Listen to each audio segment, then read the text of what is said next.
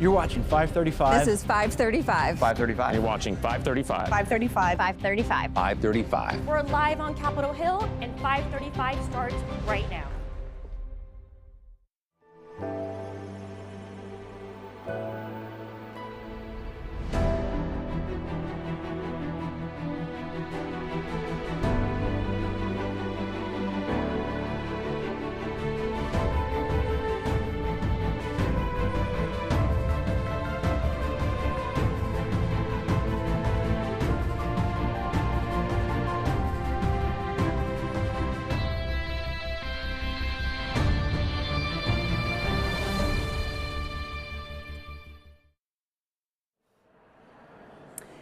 Good morning. Welcome back to 535. It is Thursday, which is usually fly-out day on Capitol Hill, but not this week. A lot more on that later. We're going to get right into it. I'm Leanne Caldwell with my colleague Scott McFarlane.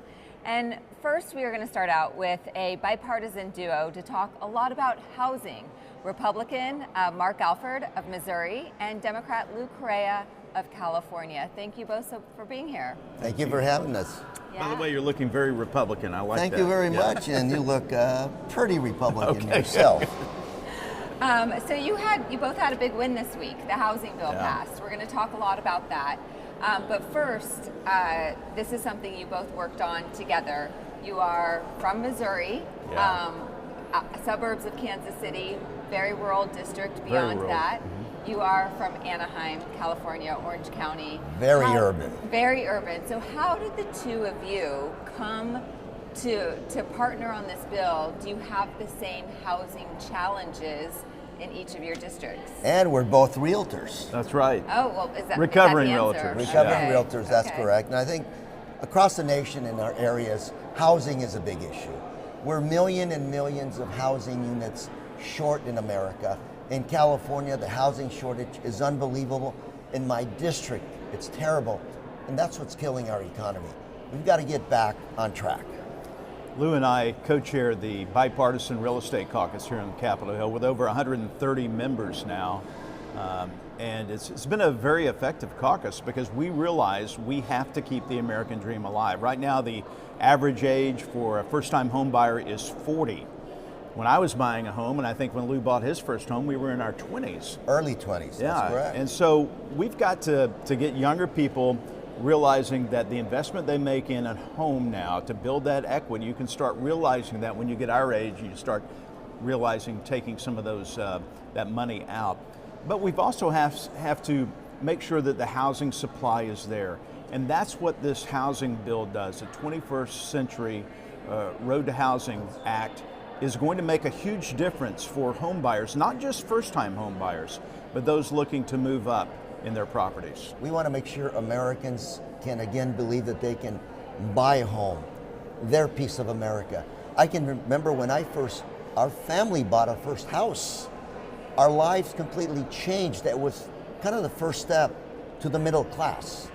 And you can feel the difference. I want to make sure people in America that are struggling can also have that opportunity. I want to ask you about your bill and then, of course, the difference with the Senate bill. Yeah. Even though there was an overwhelming House vote, overwhelming support of your bill, got to get it through the Senate, or you have to figure out how to connect the two pieces.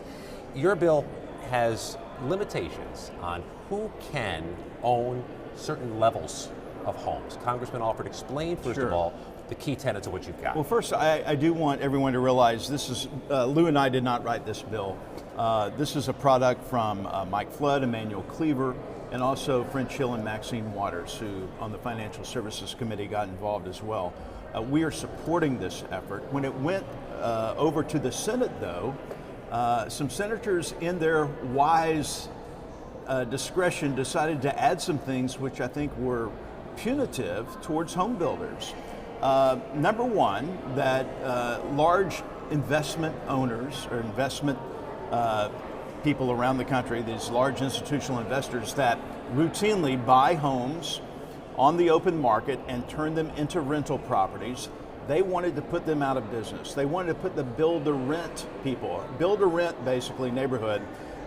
They're not all over the United States, but we have several in my district where a builder would go into a tract of maybe 50, 60 acres and build an entire neighborhood of freestanding family homes, single family homes, where people can enjoy a dog and a backyard and maybe a community pool, but they're rentals. And the feeling was on the Senate side that that was putting a dent in home ownership. They wanted to put a cap in how long the home could be a rental. You'd have to sell it after Within 7 years. That would be like if you were owned a huge apartment complex, someone coming in and saying, hey, we don't like it that you have this for renters. You must turn these into condos and sell them off within a year. And that's important. Distinction there is important because we're talking about housing supply. You want to build more homes to rent. That's okay. Versus institutional investors, they want to come in and just buy homes. Buy homes to turn them into rentals. Increase housing supply. But let me press you guys on this. You've got your proposal, which has got limitations on major companies owning major stocks of housing. The Senate has a caveat where if you're one of those groups that builds homes for rentals to build up the shortage of rental properties in America, you have to sell, in some cases, those rental properties within 7 years to either the person who rents it or to another private homeowner, a non-renter. How are you going to iron that out and figure out how to bridge that gap? First to you, Congressman. Well, we did by setting the cap at 350. So if an institutional investor wants to own a portfolio of homes, they can own up to 350. They don't have to sell what they have now, but this will give the opportunity, make it better for home buyers to come in. Look, I used to be a realtor, and on the buyer's agency side, I dealt with this all the time. A starter home would go on the market, and there would be 5 to 7 contracts written within the first hour. And typically, the home seller would pick the all-cash deal with no inspections because that's what the institutional investors were able to provide. They had the bankroll to do that. They would fix them up and turn them into rental homes. So, go ahead. Remember, in the good old days, when you had somebody who got foreclosed and that house went into the market, you'd figure the neighbor that was renting the house could buy in and come in and buy that house. But when we had institutional investors buying, they could buy 20 to 30 of those homes and essentially lock the neighbors, lock your friends and families out of that market. And that's what we're eliminating, but we're not essentially saying you can still build something to rent it, but you can't come in and buy and lock people out of that market. Yeah, I'm from Las Vegas originally, and it's a huge issue in Las Vegas with the institutional or the investment buyers. Let me ask you specifically though, how does this incentivize more building, and also how does it help people to break into the housing market? Because costs are still a huge issue. NEPA, you streamline some of the federal rules, some of the federal bureaucracy, some of the federal regulation. You talk about micro mortgages for smaller, $100,000 mortgage loans. You look at the manufactured housing, streamline how you build manufactured housing to make it less expensive to build some of those manufactured homes. We're looking at every aspect of home ownership, living in a house, renting a house in the United States. This is our first big step forward. It's not a done deal. Yesterday I spoke to Governor Gavin Newsom of California. California is also trying to do the same thing. Again, all of us working together can move forward and start chipping away at the issue of home ownership. I do want to say that I don't think we want a dramatic reduction in values and home prices in America. Once someone has realized that equity increase as a homeowner, you don't want it to go down in value. But we also have to make sure that we have a new Fed chair. Hopefully interest rates will be coming down. I think that plays a large part in it. And I also think increasing wages and opportunities for people to get in their homes. The down payment is a huge issue for people, to scrape together that down payment, to pay for insurance, the overall picture, and the monthly payment. And so we're working on some things to make sure, and I think we'll be having additional things in a reconciliation package down the road, Reconciliation 3, that's going to help improve housing as well. Mark is right. You're looking at homes, real estate, 10-15% of our gross domestic product, but there's so much other economic activity that goes into home ownership. we want to make sure we hit it on all 8 cylinders. Yeah. What about the down payment? Is there any discussion about reducing the percentage that is necessary? Is that something that Congress could do, or does it have to be bank directed? Because my husband entered the housing market back in a time when you needed $0 for a down payment, and that was, of course, there was the 2008 financial crisis that really changed that. Did the institutions go too far? There are some down payment assistance, especially for first-time home buyers through the FHA program. USDA has some great programs right now. Of course, the VA, we just had the VA Secretary, Doug Collins, testifying before our Appropriations Subcommittee, and we were talking about VA loans. One thing that I want to work on, maybe Lou, you can help me with this, VA loans are discriminated against in the selling process. When you go to buy a house, you're going to be in competition with cash buyers, conventional buyers, FHA, USDA, and typically, if you are selling a home, you're not going to take the VA loan necessarily. You may not even accept a VA loan or a loan offer, which I think is wrong because it's a much more stringent appraisal process, and you got to jump through more hoops. But our veterans should not be discriminated against. And there's some language in this big bill for smaller banks, to create smaller banks, smaller credit unions, to make sure they're focused on this area, to make sure they're focused on local loans. And what we want to make sure is these financial institutions begin to invest in local real estate and local deals. The down payment is important, but I think once we begin to shake up the market and make sure people want to buy these loans, make these loans to buyers, it's going to be a positive. Let's look at the issue you just raised, Congressman Alford. The VA loans may be less attractive to a seller than somebody with a pile of cash in their hands who says, "Hey, here's my money, take it, I want to buy your home." It's hard to compete with that. What does Congress do to make the VA loan more attractive than the guy going to the major bank chain and saying, "Here, I've got the traditional Bank of America, most money down loan"? I don't think you can make it more attractive, but what you can do is put it on a level playing field. I'm going to work with Chairman Bost, a good friend of mine who's chair of the VA committee here. That is the authorizing committee, and that's where this has to start. I've already had several conversations with him. But it shouldn't be a punitive deal to have a VA offer. They should be not looked at lastly. It's looked at as bureaucratic to a seller. Well, it's more hoops to jump through for the VA appraisal. They call it appraisal and not the inspection. And so many times realtors, they won't even look, they won't put it on the MLS listing that would be accepted as an offer. And I think that's wrong. I think, you're kind of dipping into private enterprise here, but it does fall under HUD regulations. Maybe that's something that they must at least entertain a VA offer. Why don't they? Let's look at the VA loans. Let's see what is it exactly that makes these loans unattractive. Right, and let's put them, like Mark said, on equal footing. Is it the interest rate? Is it the down payment? Is it something else? What is it that's going to take for you on the free market to actually sell that house with a VA loan? Do you think it's discriminatory to not accept those loans? And is there a bias against perhaps that? Yeah. We just got out of a hearing with Secretary Collins and Scott Franklin next to me, who's a veteran on the dais sitting next to me. He said, "I'm glad you asked that because I just experienced this." Oh, really? Veterans are at a disadvantage even though they have this loan program where you pay zero down and well earned. You should get this from the federal government. But you shouldn't be discriminated against because the process may be more difficult for the seller.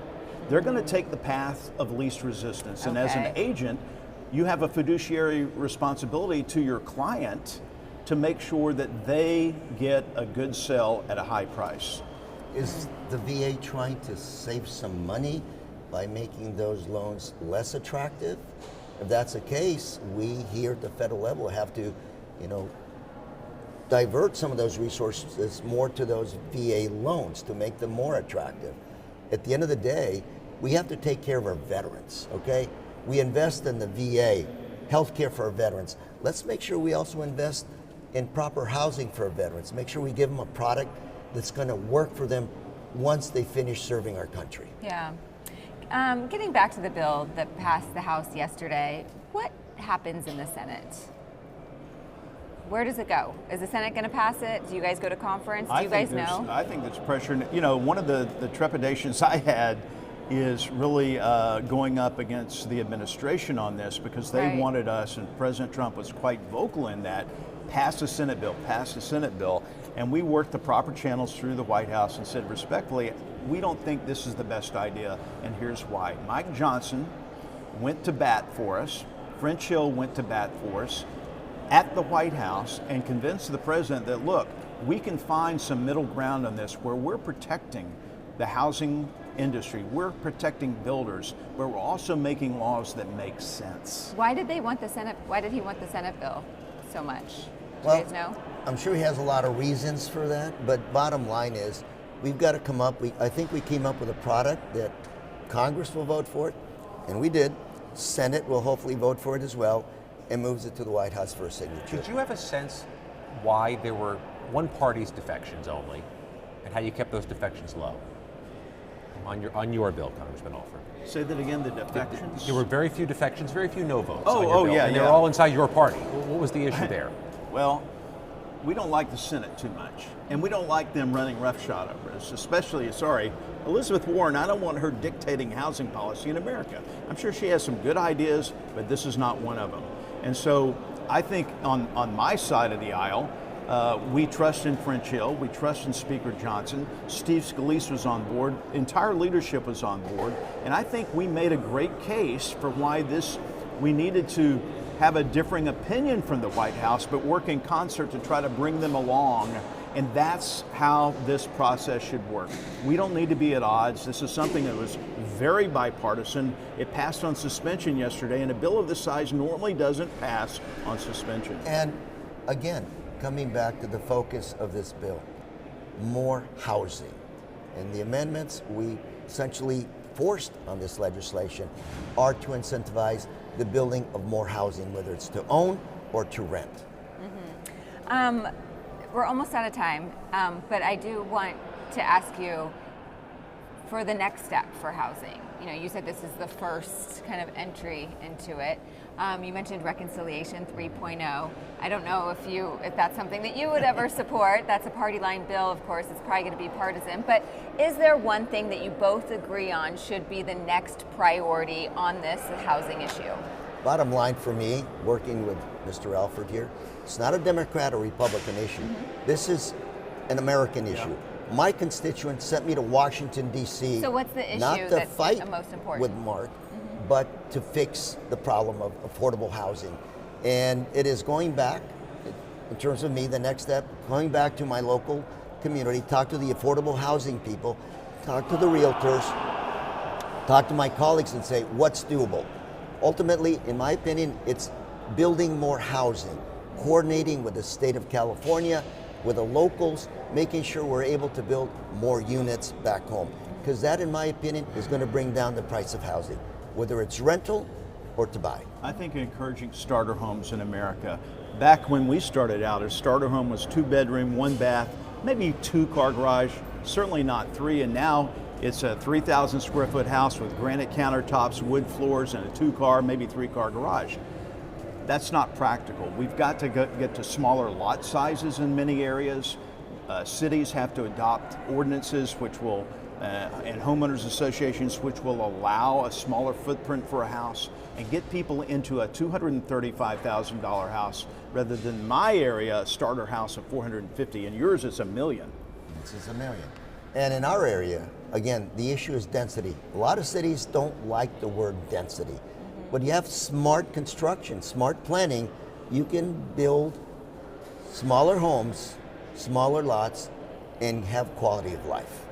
We have a very little time left, but we have a speed round we like to employ to learn about your districts, to learn about your communities. In the 4th District of Missouri, you just described what the housing situation is like. What's the cuisine situation like? What's the best food? And you can't say barbecue because you're outside of Kansas City. You know, we'll take that off the list because that's too easy. Well, wow, you stopped me now. We have one of the best steakhouses, continually rated the top 10, one of the top 10 steakhouses in America. It's 80 years old. Some friends of mine own it, the Van Noys. It's called Jess and Jim's. And if you ever come to visit, and Lou, I want you to come visit, and we'll go to Jess and Jim's, and you will have the On you, baby. the Playboy ribeye, which is about this big. Oh my goodness. Congressman, if you get the Playboy ribeye, you'll need a photo that says Playboy ribeye as the caption. Not a 7-course meal, but a 7-restaurant delight. Mexican, Middle Eastern, Vietnamese, Chinese, Korean, you name it, we have it in Central Orange County. What's You're your gonna favorite enjoy cuisine? that. All of the above. All of the above. In Anaheim, you have the Mighty Ducks, you have the Angels. Disneyland. Sorry, what am I missing that's important in your district? Disneyland, Mighty Ducks, Angels. Great diverse community, middle class, hardworking Americans, all looking for the American dream. And my job is to give them the opportunity to buy a home. And the best bubble tea. Yes. Great bubble tea in Anaheim. Congressman Correa, Congressman Alford, thank you so much Thank you. for being This is here. Really great. appreciate it. Yeah, come back. We will I'd have love you to. on again. Invite us back. Hopefully there'll be another update on housing or another issue you guys are working on together. And thank you guys for watching. We'll be right back. We're going to have Vermont Senator Peter Welch on his plans to reform FEMA. And later on, Congresswoman Kat Kamak on tackling congressional sexual misconduct. It's 5:35. We'll be back in a minute. You're watching 535, and we'll be right back. A simple blood test can detect Alzheimer's years before symptoms appear. Congress can connect Americans to early, accurate dementia diagnosis by supporting the Bipartisan Alzheimer's Screening and Prevention Act, allowing Medicare to cover blood-based Alzheimer's screening. Congress has acted to cover mammograms and other life-saving screenings. Now it can redefine Alzheimer's care, unlocking early detection and access to FDA-approved treatments when they work best. Congress, it's up to you. Paid for by the Alzheimer's Association. Welcome back to the 535. I'm Brody Mullins. Exciting day in housing we have for us. Shannon McGann, Executive Vice President, Chief Advocacy Officer of the National Association of Realtors. Tell us about what happened yesterday. Super exciting day. Well, first off, thank you, Brody, for having me today, and congratulations on your new Thank you so venture. much. We are very excited for 535 News, and this is a big week for housing, and it's been a big year for housing. We've all heard affordability is one of the top issues that Americans are dealing with day in and day out. And at the National Association of Realtors, we've been focused on housing affordability, availability, and accessibility for several years, working to make sure that we can come to a bipartisan, bicameral consensus on common sense housing reforms that will unlock inventory, provide more houses for more people to go out and get them at better rates. And this week in the House of Representatives, we see a massive bill that almost had 400 votes for support. I think it was 396. Going over, the president already endorsed it, said this is something that he wants to see the Senate take action on. The Senate has already taken bipartisan action on their own bill, and so we have full faith that the House and Senate will come to an agreement and get something over the finish line soon. You know, it's so fascinating. It makes me think Donald Trump takes up all the attention in Washington. People think that Congress isn't doing anything. And they think that Congress is nothing but Republicans fighting against Democrats and vice versa. Here we have a bill that passed 396 to 13. So that means nothing better to show a bipartisan majority than that one. We've got a fight coming up with the Senate. So take us through, what did the Senate bill do, what does the House bill do, and how do we put these things together? Oh, well, these have been years in the works, and as soon as President Trump came into office, some of the first executive orders that he issued and the actions coming out of HUD and others were related to addressing the housing affordability crisis. And it is a crisis. We just had research showing that for the first time in the decades of looking at the average first-time homebuyer, that the average first-time homebuyer is now 40 years old. Compare that to not too long ago when it was 30 years old, and you're seeing about $100,000 or more of equity that's just being left on the table by working families around the country. So for the House and Senate to both understand that and look at where are the problems that the federal government can address. Most of that is in encouraging states and localities to address zoning restrictions and burdensome regulations and transfers and other areas that are impacting private property rights, and that's addressed in this bill. Also looking at things like improvements in manufactured housing and modular housing, and ensuring that folks in areas where it can be more restrictive or difficult to build, that they have access to affordable housing, and that programs that the federal government for many years has promoted to enhance financing and make housing more available are included in manufactured and modular housing. Also looking at things like modernizing these programs. Decades long, we've had many of these that are working, but they're not as competitive as they once were. How do we make sure that localities have access to funds to not just change these zoning restrictions, but also to encourage more building? We have done research for years showing that we are millions of units short of a healthy real estate economy. And when you have that lack of inventory and a high interest rate and a high inflation environment, you have a lack of housing accessibility and affordability. So let's go back to this bill and the action yesterday. There was a little bit of a drama with the president. The president, in his State of the Union, said he wanted to ban big Wall Street firms from purchasing single-family homes. The Senate, I believe, did not include that language. The House did. What happened? Brody, drama's your word, not mine, but there's no drama when it comes to housing legislation here. So institutional investors is something that's been discussed for years, especially after the financial crisis, when you've seen hundreds of thousands of units that have been purchased by corporate or institutional investors. We hear from realtors all over the country that there are particular markets where that is much more prominent than others, but the reality is that it's dwindling, and right now it's less than 2% of home sales are going to those institutional investors. However, those are still homes that the president and many others are concerned aren't going to owner occupants. We have done research and proposed policies on this to try to incentivize institutional investors to be able to sell to owner occupants, not only for these future sales to not have their own incentive to purchase them for rent, but also just to make sure that they can offload decade plus of housing inventory that has been purchased. But there are regulatory burdens to that too. It's not just through the ban. So we've had many very helpful conversations with all of the parties involved. What the Senate passed is a ban on those future purchases, but also restrictions on build to rent. So if you are building, that you have to within 7 years be able to sell to an owner occupant. The House rolled some of that back, and the president was still pleased to see that his directive that be included in there was met, and so that's why it's going back to the Senate. So the president, in his statement of administration policy and his endorsement of the House bill just before it passed yesterday, praised the House for including that provision we just discussed. He said it would address the Wall Street's dominance in the single-family home business marketplace and protect Main Street buyers. So this really seems like a big priority of his. It's also interesting that we've got a Republican in the White House, Republicans control the House, Republicans control the Senate, but a big player here is Elizabeth Warren. What is her role? Oh, she has been at the table for all of these conversations. This has been a four corners agreement with the chairs and ranking members of financial services and Senate banking, all coming together to show that housing can be done in a bipartisan way, and there are plenty of avenues to move. So I've had the pleasure of working with all of these leaders over many, many years of working in the housing space, and I'm not surprised to see that they all came together. Now the devil's in the details and making sure that provisions that have changed from the Senate version to the House version and now back to the Senate, the ping pong effect, if you will, that those are still going to be negotiated. But it's also important to note that the White House is a key player in this.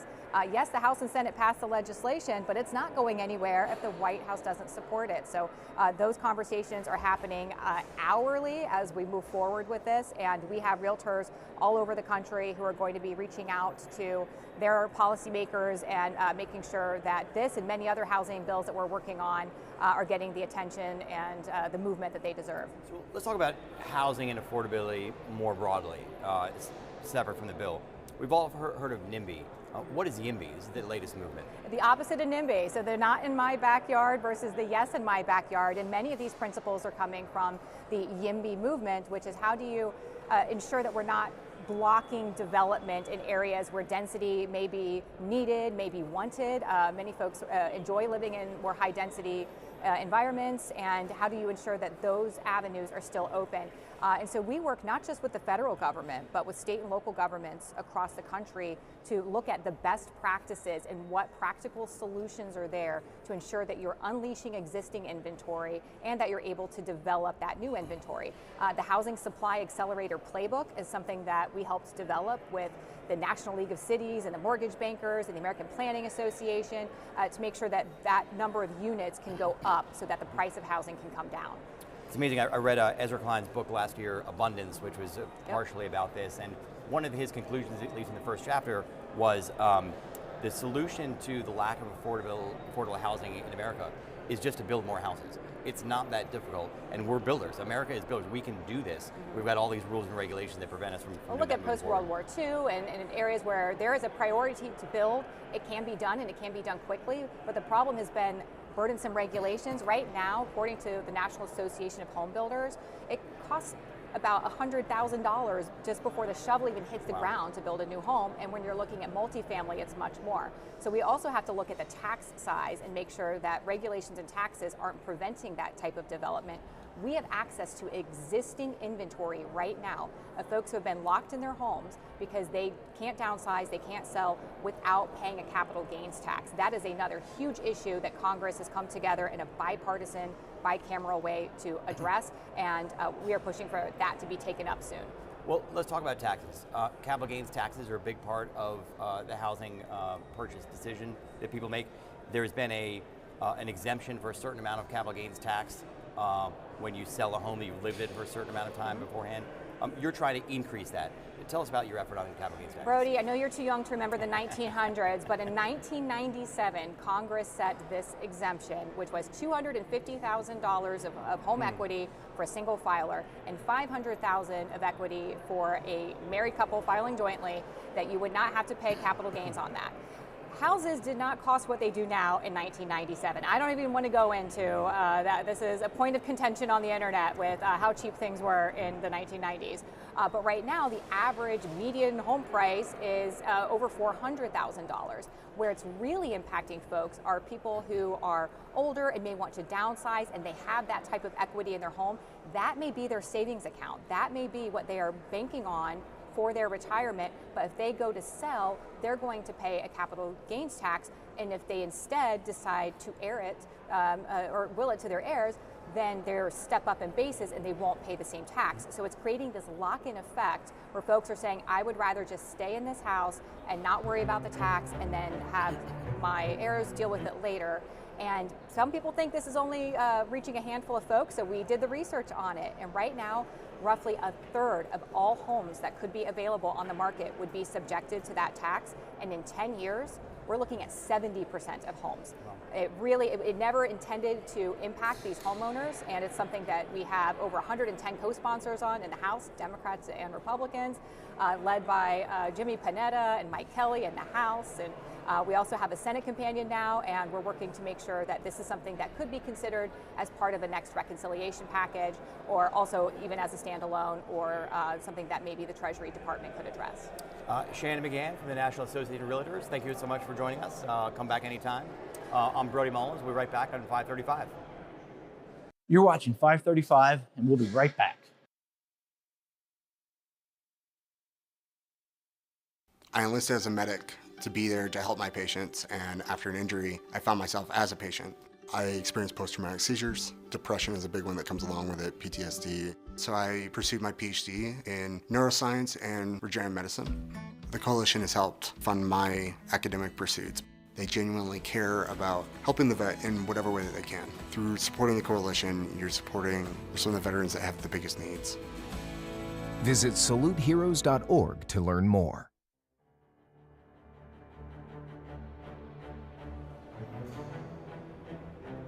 Welcome back to 535. I'm Mariana Sotomayor, congressional correspondent at Puck. So in the last couple of weeks, I would say a couple of months, you've heard some chatter about prediction markets, just what lawmakers could be doing on insider trading, which is a totally different subject, but all of a sudden, it's kind of become the topic of conversation here on Capitol Hill. So many different lawmakers introducing bills, again, meeting in a bipartisan setting. And one duo is Congressman Adrian Smith, Republican from Nebraska, and Congresswoman Nikki Budzinski, Democrat from Illinois. The Congresswoman is joining me now. Great Thank you for being on. Really appreciate it. You're welcome. So give our viewers a debrief on what exactly this bill is, because again, I feel like everyone's introducing their own piece of the pie. Yeah. It's a big issue to talk about. It is a big issue, and at home I think this is a common sense piece of legislation that I think people at home are like, of course you should be doing this and passing this. What it would basically do is say, for people like myself as a member of Congress who has access to sensitive policy information, we shouldn't be able to then turn around and monetize that and make a profit on that information through our public service on the prediction markets. I'm really proud that the bill that we have, the PREDICT Act, is the only bipartisan bill in the House. Right now, you mentioned my friend Congressman Adrian Smith is doing this bill with me. That I think, again, I think this should garner, we've been growing in bipartisan co-sponsors right now. I think we're up to 28 different Republican and Democrats to join this bill. But what it would do is to say that we shouldn't be able to, as elected officials, our dependents, so our spouses as well, or even our senior staff. I mean, senior staff also have access to some of that sensitive policy information. We shouldn't be able to turn around on prediction markets and make a profit. It's an insider trading type thing that I think could really get to, we want to rebuild public trust. I think this is a step forward in that direction. And I think it's common sense, like I said. When the Trump administration came in and took Maduro and went into Venezuela, this is when the issue really came front and center for me, I would say, because we knew that a few very small select number of bidders on the prediction markets, on Polymarket, actually made up to $1 million with a very precise amount of information to make that bet. And so that's what kind of initially got both Adrian and I's attention to introduce this bill. But again, something I hope we can take action on in the House. Yeah, you referenced this. I know 60 Minutes recently reported that 9 Polymarket accounts have made more than $2.4 million betting on U.S. military actions. With a 98% rate. I mean, how does your bill address a situation like that specifically? Well, basically what it would say, it would forbid those if we actually were able to prove that those were people within elected office or people within the government at senior levels that had that information that then turned around and monetized it. Our bill is the most comprehensive in providing safeguards. So you would have to pay back if it was actually proven that you did place that bet. You'd have to pay back, and then the money that you made, and then a little bit of a fee on top of that for placing the bet. So a little bit of a penalty. But we would have an apparatus that would actually be able, through the ethics committee, actually look into it, investigate it, hold those people accountable for doing it, and then there'd be a financial penalty to them if it was proven that they did take advantage of the market. So it's interesting you mentioned that it has to go through the ethics committee. Obviously the ethics committee is constantly reviewing, investigating. It's very rare that they put out statements, right? Sometimes they become the center of attention, as we've seen in recent weeks for other matters. But does that mean you kind of have to rely on a tipster, a source, a leak to say, hey, ethics committee, I know that this, whether it's a staffer, a lawmaker, or who's to say a lawmaker's kid who was just overhearing a conversation when their parent was at home? Like, is that what it would take to be able to investigate? I think it would take something, an incident like the one that you just mentioned that's highly suspicious, where people made $2.4 million, a very precise bet on, again, something related to war or military action. It raises suspicion, and just applying common sense to that would say, maybe this is something that we need to refer to ethics, have them look into. And that's how the ethics committee, again, a bipartisan committee looks into these types of issues, and we just want to make sure that they have the purview and the ability to enforce. And so that's what our bill would do, and that's why I'd say our bill is the most comprehensive. There was some legislation that came out of the Senate. Senator Padilla actually led some legislation, which is, I think, a really positive step forward, and I think indicates in the House side the PREDICT Act should then be called next. But even our bill is more specific in making specific referrals around the ethics committee, enforcement, penalties, and that's why I think we have the best bill that's being put forward. Yeah, so Polymarket and Kalshi, so because there's just so much conversation up here about this now, they are trying to just strengthen their policies to try and prevent or restrict any insider trading. I mean, do you trust them to actually be able to do that? Well, we've met with industry, and one of the things I'd say I'm really proud of is Kalshi has actually endorsed the bill that we've put forward. Actually, Kalshi is voluntarily actually abiding by those guidelines of not saying that elected officials and those in public office shouldn't be utilizing prediction markets. If you want to take a bet on like the Final Four or something in sports, that's totally different. I still believe you should be able to do that as an elected official. This is just specifically related to public policy. So Kalshi's already actually done this. They support our bill. And we've met with kind of the broader collaborative in the prediction market space, and they too have indicated support. I think it's positive whenever industry wants to come forward and do right by consumers. So yes, I celebrate that, but I think putting it into law and making sure that consumers have those safeguards and know that we're addressing, again, at a time when Congress is facing all-time record low approval ratings when it relates to public trust. Yeah. This is just one thing we can be doing in Congress to help to rebuild that, put it into law, and make sure that industry is following it. Yeah, you talk about public trust. So like the approval rating for Congress has been low for a long time. It continues to be. But like you mentioned, this bill has a whole number of co-sponsors, from truly the most conservative to the most liberal here on the House side. Yep. What is the path forward? Like, do you actually think that this could get onto the floor? I do. I really do. We've actually sent a letter to the Speaker, you know, urging him to take action. This is the time when we've seen the Senate actually take action on this issue. The House should do the same thing. I think Representative Smith and I's bill is the perfect vehicle for that because, to your point, we have a broad array of co-sponsors on both the Republican Conference and the House Democratic Caucus on our bill. So I think we should, now is the time. And I would say too, for me, this is one tool. I think getting at a broader issue around corruption, I've signed on to legislation to ban stock trading for members.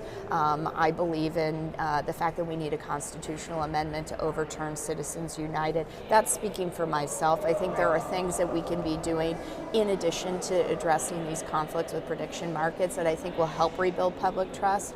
But a really good first step would be this bipartisan bill. Are there any discussions yet on, you know, if this doesn't get onto the floor, discharge petition? Because that seems to be one way to force leadership to hold some votes on these bipartisan men. Yeah, discharge petition, that is definitely this Congressman, the modus operandi of like how to force a issue. I do think this is common sense. I think if you probably polled this in any district, you would see broad support for this issue. So I think as we continue to build and add co-sponsors, that should be on the table. But I think our hope is that leadership will take a look at this common sense measure. This isn't a Democrat or Republican issue. This is about, again, the public trust, creating more transparency for taxpayers, and a common sense initiative that I think should happen. Yeah, corruption is one of the biggest planks, I would say, and something that's very personal to Leader Jeffries, that if you all take back the majority, there's a lot that can happen in that space. Are you talking to him, or have you pitched him pretty well and saying, hey, if this doesn't pass this year, we got to make it a priority in the next Congress? Yes, we definitely have. We've been in touch with leadership staff about making sure that as the leader is looking at what is our agenda around corruption, rooting that out. I think that the PREDICT Act is just a perfect bill to fit into, again, I think a whole suite of different issues that some of them I mentioned that I think they might be considering. I think tackling the issues around prediction markets is just a common sense thing to add into that agenda. Well, Congresswoman, we only have a couple minutes, which is perfect for our 5:35 1 minute. Great. So I like to say it's not a magic minute, sorry. You don't have the leadership power yet. But here's some rapid fire questions. What is the best and also the worst part about being in the House of Representatives? Oh, the best part, I would say, honestly, is my colleagues. Like, I love it's just like a vibe on the House floor and getting to talk to so many people with so many different backgrounds. You meet people from all across the country, and I tend to be a more bipartisan member, so I work with Democrats and Republicans, and so getting to kind of meet people from all walks of life is really a very unique experience you get as a House member. I would say the thing that is is like the most challenging is our schedule. You know, we Yeah. were just talking Fair. before we went on air, am I going to be here on Friday or am I going to be here on Saturday? The unpredictability of it and how to plan for that. Yeah. I think a lot of people at home don't understand as much that like back and forth and how much we're here and how much we're all eager to get back home. So the schedule is probably the trickiest thing to navigate. But a lot of my colleagues are, you know, on a day-to-day basis what makes it fun. Got it. Yeah, I think all of us on the Hill in this ecosystem are always wondering what the schedule is. Yeah, I'm sure you're living and even die friends by it back too. home are like, wait, are you going to make it this weekend? I'm like, I don't know. Yeah, exactly. What is the best food in your district? Where can we find it? You know, I guess I would say I love this place called Cafe Moxo, and I would highlight them because they had a business downtown Springfield that burned down. There was a fire in downtown Springfield that really hurt our downtown community. They actually reopened. They have some of the best cookies. They have the best Rice Krispie treats. I know that's not like that's awesome. a secret sauce to a great Rice Krispie treat, but they've got it if there is one. And they make homemade soups. I mean, they're always busy during lunch. I always go there when I'm home. Yeah. Love them. Okay, so what is your favorite phrase uttered nowhere else but here in the Capitol? I would say I'll say my favorite phrase that I use a lot is "Don't let perfect be the enemy of the good," and I hear that from other members. That is really truly something that, as a legislator, I like to embody, which is I want to get things done for my constituents, and I think learning about the legislative process as I have since this is my 4th year is that very infrequently are you going to find a bill on the House floor that is perfect, that scratches every itch you want. But if it moves the ball forward for our communities, I think that's really important. And I work with a lot of legislators that also use that phrase. And so I'd say don't let the perfect be the enemy of the good is what I like. Well, thank you so much for coming on. You're This welcome. is a really great conversation. Yeah, thank you for having me. Of course. We'll be right back.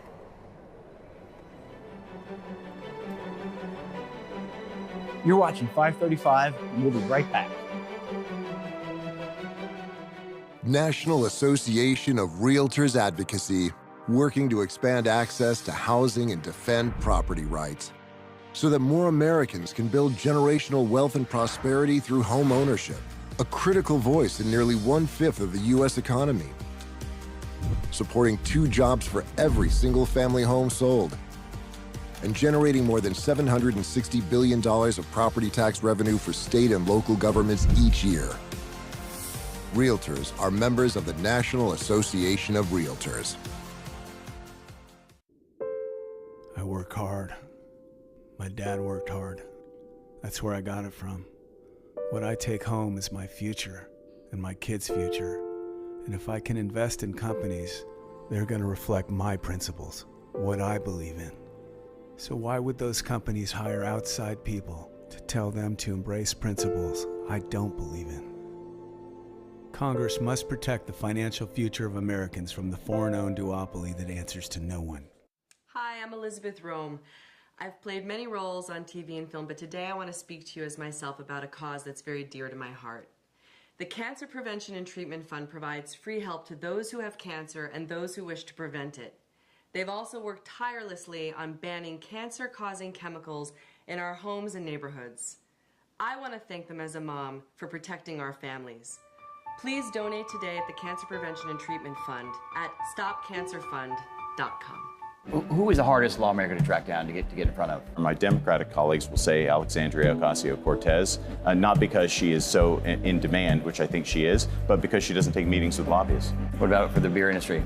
Beer is a bipartisan, nonpartisan issue, and generally speaking, members like to get together over a cold beer. I wish they would do it a little bit more, so we're working on that. Well, thanks for joining us on 535.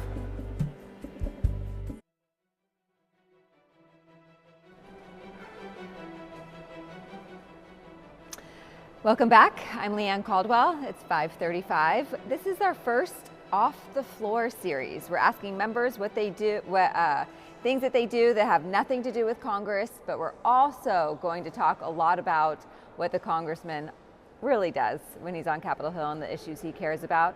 I'm joined right now by Congressman Mark Pocan of Wisconsin. Thank you so much for joining me. Yeah, thank you. Glad to be here. Yeah. So we'll just start with the thing that you do outside of the Hill, Yeah. magic. Yeah. Tell me about it. Since I was a kid, 8 years old, I was doing magic tricks that paid for college, largely No doing way. magic shows. Yeah. In fact, when I was 14, I won a junior magician contest in Wisconsin that took me to the Midwest. And at 14, I took third place against all these high school kids and everything. And so somehow I went wayward into this career. But I love doing it. We've done over 100 Magic Monday videos. We talk about Washington with a magic trick. That's all on YouTube. And so what's an example? So what was one of your favorite episodes? Like, how did you connect magic to Washington?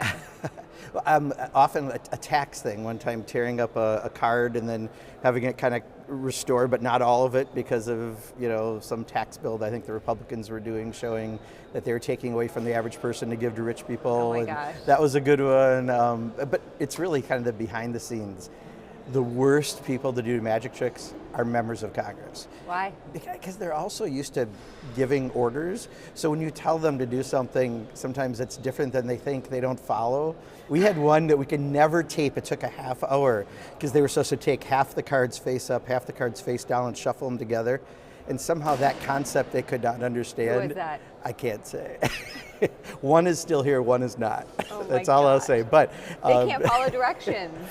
no, because they're busy giving them. So yeah, it was interesting. But Now do you have better appreciation for like Speaker Johnson or Leader Jeffries for having to try to like get members of Congress to listen? Yeah, trust me, Hakeem came in my class. I can just imagine when we get the majority what it's going to be like for him. But and also I do fundraisers for some of my colleagues. So in fact, June 1st, I'm going to up to New Haven doing an event for Rosa DeLauro. I've done stuff for Barbara Lee when she was around. I did during COVID, a bunch of virtual 3 trick sets on virtual fundraisers. So I still keep active with it, but this day gig gets in my way. Kind of so, gets in the yeah. way. So how did you, were you gifted a magic kit as a kid? Is that how you got into it? I went to the public library and I checked out a bunch of books from 793.8, which shows how geeky. That's the Dewey Decimal System code for magic. And you remember that? Really? Yeah. Oh my gosh. I have like over 1,500 magic books at home. I love books, so I'm always getting new ones. Someday when I retire, I'm going to have time to read them all, but right now I'm picking them up. But oh my gosh, I wish you had pictures. Oh, it's a lot. But they saw me checking out books all the time, so they asked me to do a magic show. And at the time, I had a head full of hair, and I was this little kid with a cape, like 10 years old, doing. There's pictures in the paper doing, magic shows. They would pay me 2 50-cent McDonald's certificates. Wow. So I worked cheap. They liked that, and. I mean, what else does a 10-year-old need? Right, exactly. That's perfect. Yeah. I can't believe they paid you. I know. Well, then I got booked by a lot of other libraries in the area because I worked for $1. Oh my gosh, did you do birthday parties? Oh, I did birthday parties. I did big shows like Local 72 back home was UAW Local 72 built cars. Used to be American Motors Company. Probably 1,000 people in the room, and I remember at high school I got a standing ovation, which I still remember because it was like, here you are, high school, 1,000 people, and that's incredible. Yeah, at a Christmas party, but I used to keep very busy doing that. I had a van, the Magic van, that had a giant playing card, either a jack or a king, I'm forgetting, giant card, pulling out a rabbit out of a hat on one side, and all this stuff. So I was very into your specialty? Anything. I mean, these days, honestly, a lot. I do try to relate to Washington. So this is a little story of that's true with magic. I wanted to get on appropriations, which I now serve on. Yeah. And I knew Nancy Pelosi at the time was the leader. We had a progressive caucus dinner. I knew she was going to be there, and I was doing a little mini magic show. So I purposely did a magic trick that made you look really good at math, because I wanted her to think I was really good with numbers and math. And I can't say that it worked, but I am on appropriations. You can't connect it directly, no. But did you get on approps the next Congress? Or I did pretty close, right after. So yeah, so. She was impressed. Yeah. Oh, did you ever ask her about it? No, but I do tell the story to a few people because it's kind of fun. And all of us. Yeah, and everyone else. Oh my gosh, that's amazing. So who are like some of your biggest fans? Or who do I? Like, do you have kind of repeat customers? Like, who are the people on the Hill or outside who, like, in your district, who love your This magic? is funny. So Jonathan Jackson has had me teach him some card tricks, and he said he needs a refresher because he wants to learn. He was actually taking some lessons in Chicago, he said, to do magic tricks. Yeah. Jamie Raskin loves magic, and at one of the Democratic Issues retreats, he and Melanie Stansbury were both doing card stuff. Robert Adderholt on the Republican side really likes magic, and the first time I got on the Propes, I was on the agriculture. When you're from the Midwest, egg sounds like egg, but agriculture subcommittee. The Wisconsin accent. Yes. He and I had breakfast, and we thought it was going to be a half hour, hour and 40 minutes later we broke apart, but it turned out he used to like magic, so he and I talk about it every now and then. And Have you created a magic caucus? We almost could. You know, there's someone running right now in New York State that if they get elected, they wrote a magic book when they were 15, and now they're like in the state legislature, but if they do, we almost have to. I think you have to. Yeah. Oh my goodness, is it a Republican or Democrat? A Democrat. Oh wow, who is it? Michael Lasher in Nadler's district. Oh, okay. Yeah. Wow, that's great. So what sort of magic was done on Apropes lately? How's the Apropes process looking these days? You know, in a way I call it fantasy Congress, right? We're going through the motions, but a lot of these bills are probably not going to see the light of day, at least in the House version, because we have a tendency to, in order to get them across the finish line with their narrow margin, we have to put a lot of crazy stuff for their crazy members, and they have more than a few. So because of that, you know, the Senate bill seems to be a little closer to reality. I know some of the Republicans on the committee are telling people that's likely we're going to have a CR this year, a continuing resolution. They're already admitting that. Yeah, yeah. In fact, a lot of them are. So given that, you know, in some ways you're going through the motions, what I'm looking forward to is, you know, hopefully making appropriations back to what it used to be when we get the majority in November. I love Rosa DeLauro. She's one of my favorite members. I shouldn't say that because now I'm picking favorites, but you know, she's just amazing. And one of the things that I think she wants to do is get us back to the way we used to do oversight, like under Dave Obey back in the day. I don't think I've seen it in my last 15 years, but the committee should and does have oversight responsibilities. We should be using them more. And you know, oversight and government reform does oversight, but they do it in a way that's a little bit more performative, and then they all run on TV to say they poked their colleague. I would rather do it in a more analytical way by looking at the finances. I think Doge cost us money, didn't save us money. It would be great to bring some of those folks in. I think Russ Vought, you know, has broken many laws that we haven't done for 250 years in this country by stealing funds that Congress has appropriated. I think we should have that conversation. I think there's a lot we can do to make appropriations great again, I guess I refer to, my own MAGA. Yeah. And I think that's part of, I think, what Rosa would love to do as well. Oh, that's really fascinating. Is there buy-in from leadership on that and from other Democrats on the Appropriations Committee? Rosa is the best, yes. Yeah. And she totally wants to restore that. I think the other thing is the Senate gets so many more community-directed spending authorizations than House members do, and I think we need to adjust that because at minimum, let's have self-respect for who we are, right? And there should be some parity between the House and the Senate. But again, if there's no one better, earmarks for everyone who. Earmarks. Try to change the name. Just go back to earmarks. I know. It would be much easier. I know. But you know, Rosa's probably the best suited person, given her vast experience on that committee, to do all this. So hopefully, we'll be able to then, you know, have a more respected Congress again, but actually do our jobs in a way that actually aren't just performative. Yeah, well, as far as Apropes is concerned, you have an amendment, I believe it is, regarding the president's $1.5 trillion spending request for the defense budget. Yeah. Talk about that, or reining that back in. Tell me what your idea is for that. So about 6 or so years ago, Barbara Lee and I formed a defense spending reduction caucus to try to, at the time, I think we were around, give or take, $650 billion in expenditure on defense, much of that going to contractors, not our service members. And we wanted to hold the line on that because every dollar that goes there doesn't go to education or housing or healthcare. Well, now we're at $1 trillion, and the request is for $1.5 trillion. And when you do that, it's not like new dollars magically appear. Instead, it's going to come from those other priorities that people in my district really need and in other people's districts. So when you see what Donald Trump's doing, especially with a war of choice where we're wasting literally $50 billion, $1 billion or $2 a day on a war of choice that's completely misguided, we need to speak out against that, because unfortunately, I think the defense budget has become a jobs program. Everyone's got to imprint in their districts. You kind of go, oh yeah, that helps create jobs. But we should have fiscal accountability. I mean, I sound like a Republican when I say that, but we really need to have fiscal responsibility, and they never do. They've failed 8 audits in a row. We would not let any other agency do that. They can only account for about 55% of their equipment, which is ridiculous, given how much money they have. That comes out of the audits. Yeah. And yet we all kind of go, okay, here, have another $500 billion additional in your budget. So it's one that if people really looked at objectively, I think we all would be looking at it with a more serious eye. Instead, people are like, well, there's a footprint back home, therefore, and it just kind of gets away with spending too much, when I would much rather have money go to our service members than to defense contractors. Instead of their profits, we could scale some of that back and get it into healthcare and education, housing, and a whole lot more.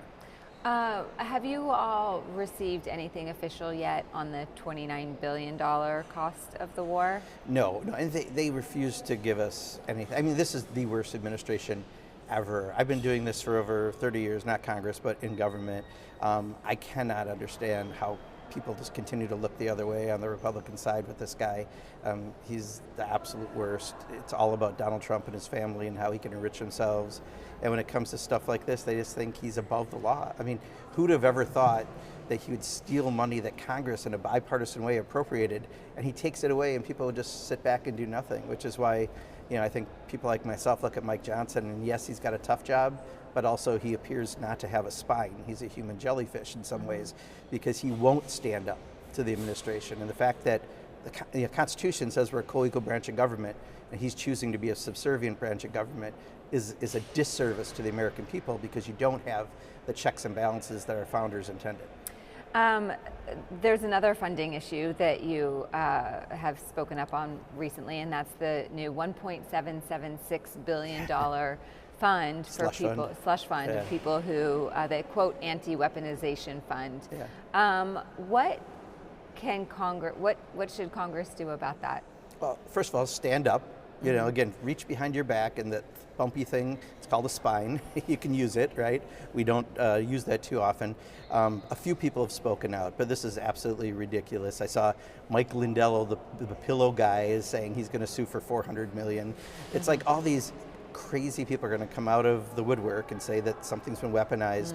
And in reality, that's our money, our taxpayer dollars, that could go to many other things like healthcare and et cetera. So we're going to introduce a bill that's going to say a 100% taxation rate on whoever gets money out of there. I mean, quite honestly, I don't think it's legal to begin with, and hopefully there'll be a lawsuit that can stop it. But knowing the Trump administration, much like he tore down the East Wing before he had any permission, he'll probably start doling money out. So then hopefully we can try to get this out there to capture it back for the taxpayers.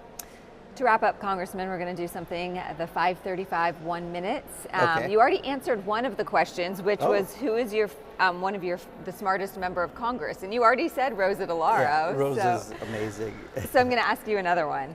If you could fix one thing, you kind of answered this too. What would it be? No, actually, what I would do, honestly, is campaign finance reform. Okay. Without question. Uh-huh. There are 15,000 lobbyists in this town. 10% are just big pharma. And you wonder why we pay more for prescription drugs in this country than any other country. But then they fund campaigns. And we watch even right now in primaries, 3 groups, AIPAC, a group that advocates for essentially Netanyahu, crypto and AI have put so much dark money into races. Unless we get rid of Citizens United, unless we get a handle on campaign finance, your own campaign could be the 6th or 7th biggest spender in your own race because of outside groups coming in. At that point, we really are like NASCAR. We should wear patches for who brought us here, because we're not actually doing the campaigns like they've always been done, where you reach out to your voters and you get their support and you raise money locally. But campaign finance reform and ending Citizens United, without question, would have the biggest impact on every single issue we've talked about. Great. Congressman Pocan, thank you so much for being here. Yeah, thank you. And we will be right back. And next up, or later in the show, we'll have Senator Peter Welch, who sits down with our Notice congressional reporter, Paul Kane, for a look at how to reform FEMA. We'll be right back. You're watching 535, and we'll be right back. He is what your show is called, The Decider. It's Washington's hottest new show, and it has the Beltway buzzing. Americans, they know BS when they see BS. Pulitzer Prize-winning journalist Brody Mullins. Is this era ending and is a new era beginning? And veteran strategist Lisa Camuso Miller. Have you ever had to tell a client no? Talk to the biggest and most influential players. We wanted $1 million. He said done. Rewriting the rules of influence. Business is going to be on the ballot. Congress needs to do their job. They become lapdogs rather than watchdogs. The people who never talk. That's such a good question. Talk to them. It was kind of fun, actually. It's Washington's only show by and for insiders. Welcome to The Deciders. Watch weekly right here on 535. There are moments that shape an organization's future. A policy shift, a crisis or investigation, a market shock. When that moment hits, the clock starts. Markets move in minutes. Regulators, employees, and customers respond instantly. Narrative helps leaders respond with pace, engage stakeholders with precision, and position brands with perspective. So when challenges emerge, you can navigate complexity and lead with clarity before the narrative is defined for. National Association of Realtors Advocacy, working to expand access to housing and defend property rights, so that more Americans can build generational wealth and prosperity through home ownership, a critical voice in nearly 1/5 of the U.S. economy, supporting 2 jobs for every single-family home sold, and generating more than $760 billion of property tax revenue for state and local governments each year. Realtors are members of the National Association of Realtors. America's Vet Dogs is a national nonprofit empowering veterans, first responders, and active duty service members facing both visible and hidden disabilities through the placement of a highly trained service dog. However, recipients never bear the financial burden. You can be a part of making a meaningful difference in the lives of veterans and first responders in need. Learn more by visiting vetdogs.org.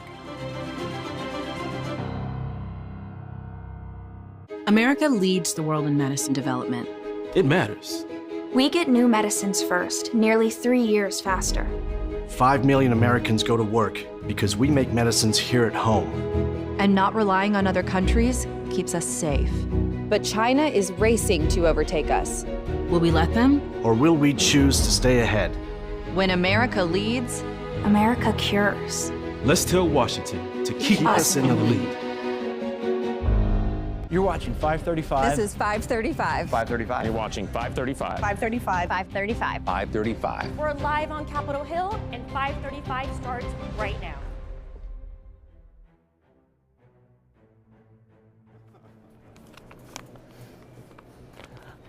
Welcome back to 535 News. This is Paul Kane of Notice, soon to be The Star. I am joined by a very special guest, Daniel Schuman, the Executive Director of the American Governance Institute. Daniel is an expert on this branch. We're here in the Cannon House office building across the street from the Capitol.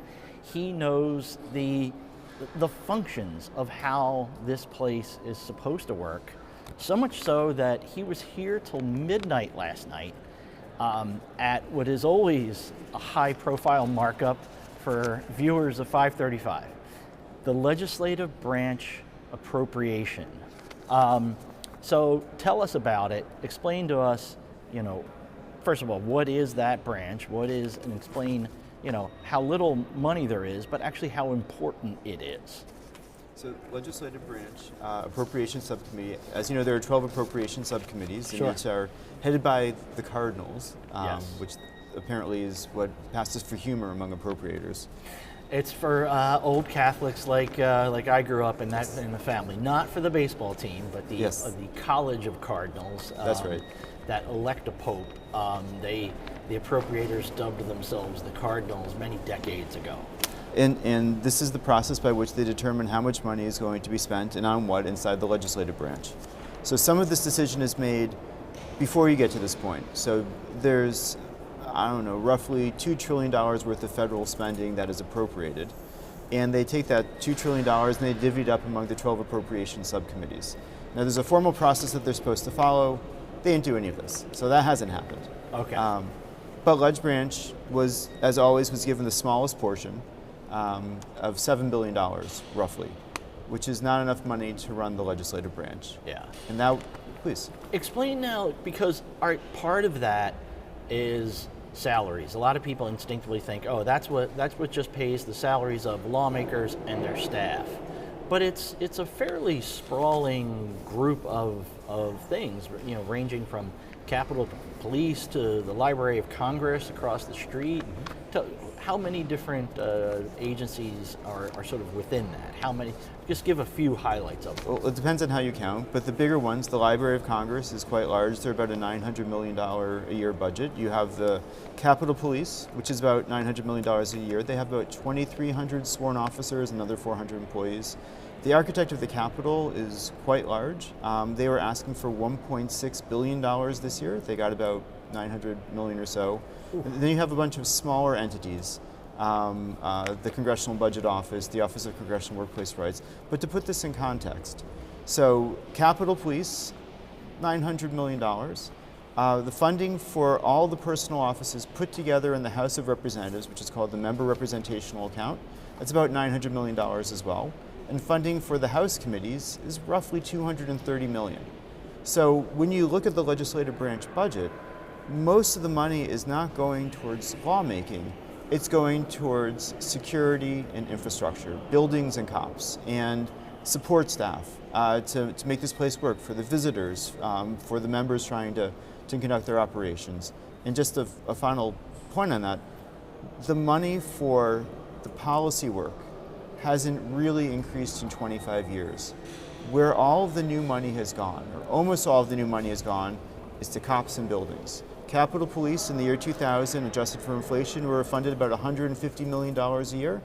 They asked for $1 billion this year, they got 900. The architect of the Capitol, I don't know what it was in 2000, because they were building I think the end of the visitor center. Yes, that was going on then. But they asked for $1.6 billion, up from $800 million last year. And they said in the Senate that they're going to need, I think, $15 billion over the next 20 years, because all of these buildings, which they haven't been maintaining, are in dire straits and need to be fixed.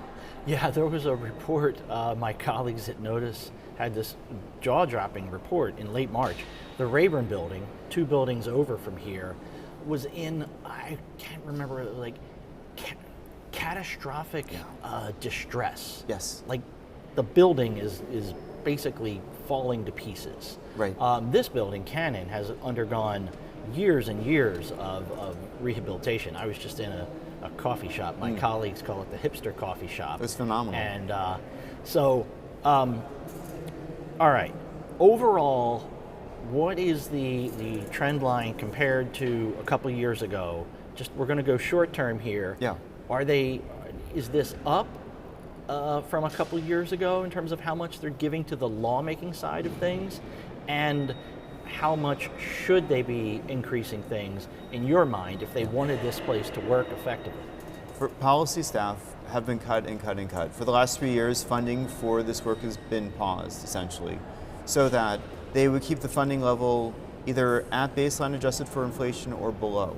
And the consequence is this is driving a brain drain, that people are leaving the Hill in droves. There was a 24% turnover rate in the personal offices in the House last year. People are not expert in the way that they used to be here. They don't stay for that long, and they're at the very beginning of their careers. How does that do? I used to have these numbers at the top of my head.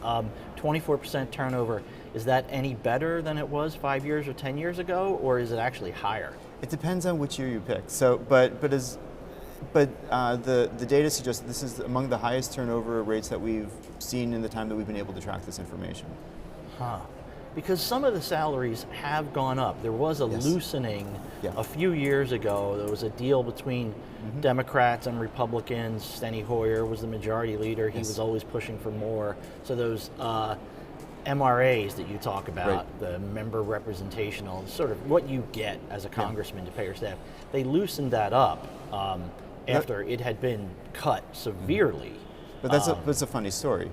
So Explain. in 2010, 2011, the Ledge Branch Appropriations Subcommittee, chaired by Congressman Graves, cut funding for the legislative branch by 10%. So a literal decimation, right? 1 in 10. And it eviscerated the capability of the legislative branch to do its job.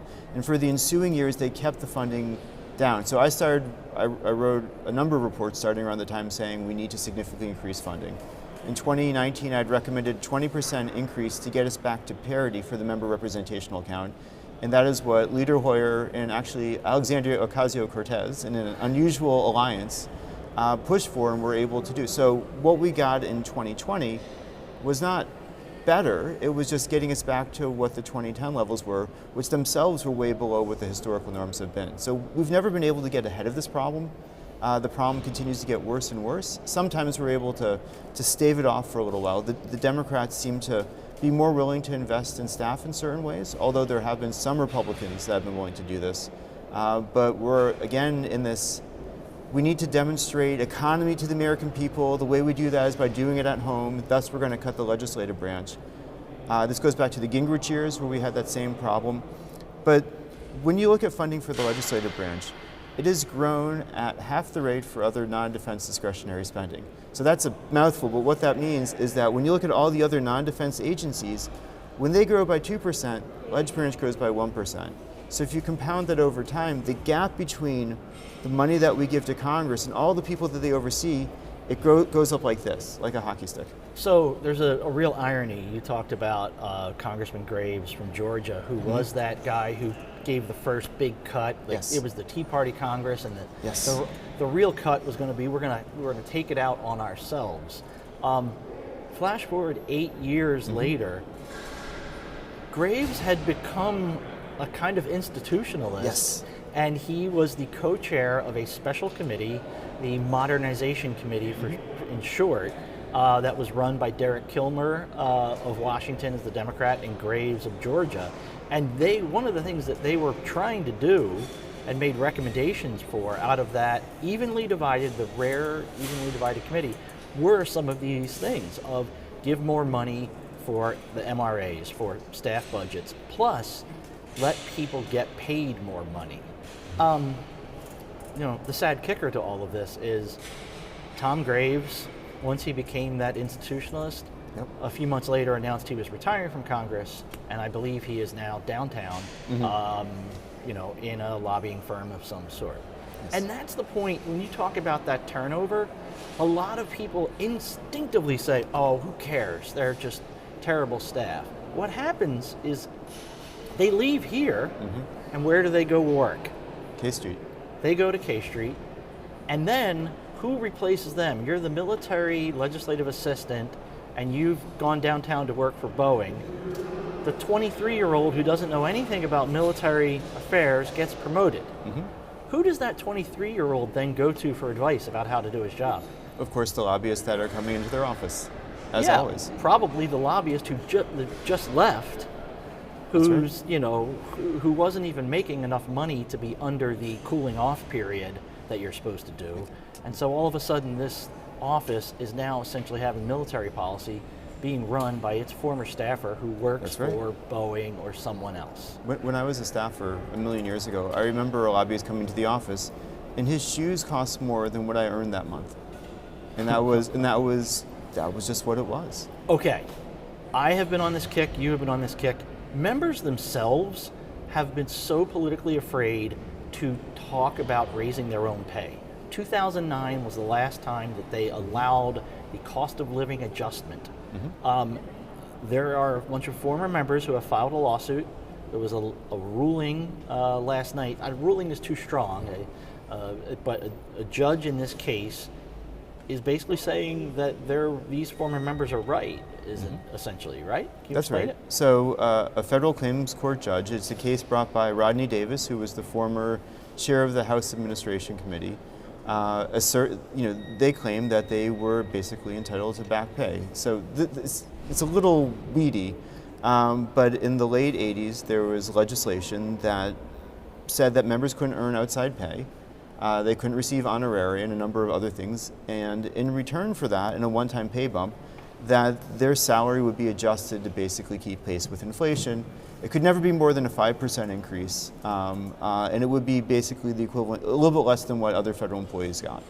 And that was the plan to depoliticize, and they did it for members of Congress, they did it for federal judges, and they did it for others as well. But what happened is, of course, politics intruded. Only a couple years into that process, there was an effort to use the appropriations process to basically pause this increase. And I think there have been 23 or 24 pauses over, since 1993 or 1994. And the result is, if you look at 2009 pay, so members of Congress currently earn $174,000 a year. If they hadn't had their pay frozen, they would be currently earning $270,000 a year. So it's the $100,000 difference. And what Rodney Davis has sued for with other members is basically their back pay, their retirement benefits, and there's a third thing that I don't remember, some other calculation about their pension. Yeah, and the judge seems to have said that what they are stating is true, that they did this denial of the pay violated the 27th Amendment. This is the second straight week I've referenced the 27th Amendment. I love it. And that now I think they're into a period where they're figuring out the cost. Real quick, how long do we know before the judge is going to say, all right, there's this much pay coming? We don't know. They're going to have to figure it out. There are still other legal questions that need to be addressed as well as factual questions. So what we had yesterday was summary judgment. Okay. Right? So the court said four things, at least I shouldn't say four things because if I don't remember, I'll fall, but the four things should be that the 27th Amendment applies to variations in pay. So if you increase it or if you decrease it, that the 27th Amendment applies. All right, we're going to have to pause there. Okay. We'll come back. When we get a final ruling on this, we're going to have you back. All right, everybody, we're going to take a break, and we will be right back to 535. You're watching 535, and we'll be right back. There are moments that shape an organization's future. A policy shift, a crisis or investigation, a market shock. When that moment hits, the clock starts. Markets move in minutes. Regulators, employees, and customers respond instantly.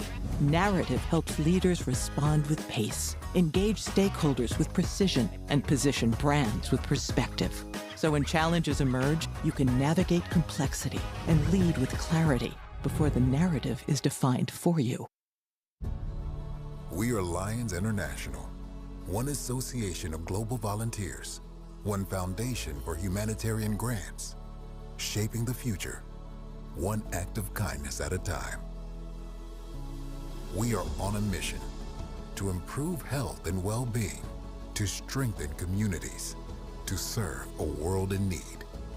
We are Lions International. To learn more, visit lionsclubs.org.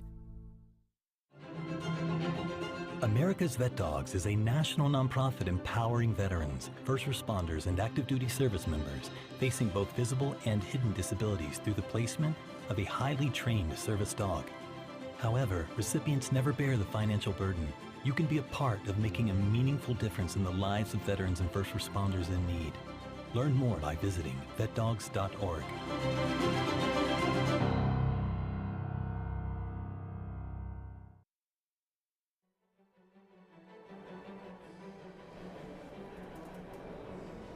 Welcome back. So you may have noticed that the price of gas is pretty high. The president, who many are blaming for that happening, has suggested and might want to implement suspending the gas tax. That, of course, has been a topic of conversation up here on Capitol Hill. Many saying there's pros and cons to that, simply because Congress actually is the only one who can suspend a gas tax. For those who may not realize what the gas tax essentially is, for gasoline it's 18 cents, for diesel it's 24 cents, and all of that kind of goes to federal projects and highways. So someone who is for it is Democrat from California, Congressman Josh Harder. Thank you so much for being here. Thanks for having me. So let's talk about this, because it's rare for Democrats to agree with Trump, but there is a constituency here when it comes to the gas tax who are for suspending it. Yeah. How come? What's your proposal? The gas tax is long overdue to be reformed. Gas prices have been stratospheric for years. Now they're even worse because of the war in Iran. But if we can suspend the state and federal gas tax, we can take $1 per gallon off of the price of every single gallon sold across the country. That's a huge deal for super commuters that are driving 4 or 5 hours a day. I have 100,000 folks doing that in my community. And the crux of the issue is two things. One is the current price is just unaffordable for any American. But two, it's a deeply unfair tax. 98% of the cars in a district like mine are gas powered, whereas in some parts of the country, it's 50, 60% of new cars are electric vehicles. They're not paying any gas tax at all, but they're driving on the same roads. We have to fix this system so everybody can pay their fair share. So what you're proposing is just a suspension, at least to the end of the year. Yeah. Why that time slot? I think we need an emergency solution to just how bad gas prices have become, but that cannot be the only arrow in our quiver. We also have to make sure we're building more energy, and then we have to reform the entire way that we finance our highways and roads. We need more money for infrastructure, but that cost should be borne by every vehicle on the road, not by the folks that are, in general, the most vulnerable folks in our community who are driving gas-powered vehicles and are the only people actually paying this tax right now. You mentioned a number of things that I definitely want to get into, but you know, when we talk about the gas tax, it's not like this is happening all of a sudden, right? I just remember even last Congress, I believe, when appropriators were talking about transportation. You know, the markups for surface transportation bill is happening this week, I believe. There were Republicans who didn't want to see that happen. I believe it was snuck in, I think, last Congress. Feels like we're always talking about appropriations, but it was a problem, and they had to take it out. So how do you bridge that understanding, especially for those of you who are of the coalition of, well, let's suspend the gas tax. Let's talk about doing something different here. Change is hard, especially at a time when folks feel like we're not investing in our infrastructure enough. And so that's why we can't just do the gas tax fix alone. We also have to make it easier to build infrastructure all across the country. It's gotten way too expensive to actually fix our roads and bridges. There's so much red tape in this system that it can cost 3 or 4 times as long to plan a project as to actually build it. That is just outrageous, and ultimately that cost is being borne by the taxpayers. And so if we want to make sure that we have these taxes go as far as they can, it needs to be fair, it needs to be broad-based, which means we need to reform the gas tax, but also we need to make every single tax dollar go much farther by getting permit reform done and taking the red tape out of the process. Yeah, I want to get into permitting because that's been an issue I've heard about for so long. Yeah. All corners of the Capitol have tried to reform that. But first, I want to read what the Bipartisan Policy Center said about the gas tax. They said, quote, "A suspension would provide modest temporary relief to consumers at the pump, but in doing so would blow another hole in the federal deficit and further strain the user pay, user benefit system of the Highway Trust Fund." What do you make of that? It can't be the only thing we do. Right. And that's why it needs to make sure that the goal here is financing our highways in a way that every single person pays their fair share. If you have Los Altos, California, where almost every car is an electric vehicle, one of the richest areas where folks are living in $10 million mansions, not a single home is paying the gas tax. Whereas if you live in Stockton, California, a couple hours away, every single car on the road is gas powered. They're all paying the gas tax. That's not a fair system, especially when they're on the exact same highway every single day. So the fix is not just to suspend the gas tax, is to make sure that we reform the entire way we finance our infrastructure and make sure that every single car on the road pays the same fair tax. I want to talk about your home state because notoriously it does have pretty high gas prices. When over here, a lot of people are panicking that it's over $4. You guys are like, great, welcome to $5, $6, every $7 day. at times. Correct. Yeah. So the interesting thing is that your state has a 71-cent gallon gas tax. Right. So your colleague, Kevin Kiley, now an independent, wants to be bridging more than he has before across the aisle. He also has a bill that would punish states that set their taxes above 50 cents. Do you think that approach is also necessary? on the state level? I fully support suspending the state gas tax. I supported it back in 2018 when it was on the ballot across the state of California. The wrong way to fix this is by taking more money away from California at a time when the federal government is already in a war against our state and trying to pull away every single tax dollar that we pay into the system. That's not fair, that's not righteous, and we can't continue to make those mistakes. But the impetus of trying to make sure that we are not just fixing the state gas problem, but also addressing the state taxes, which are just as bad, even worse, is absolutely has to be a core to this message. Yeah.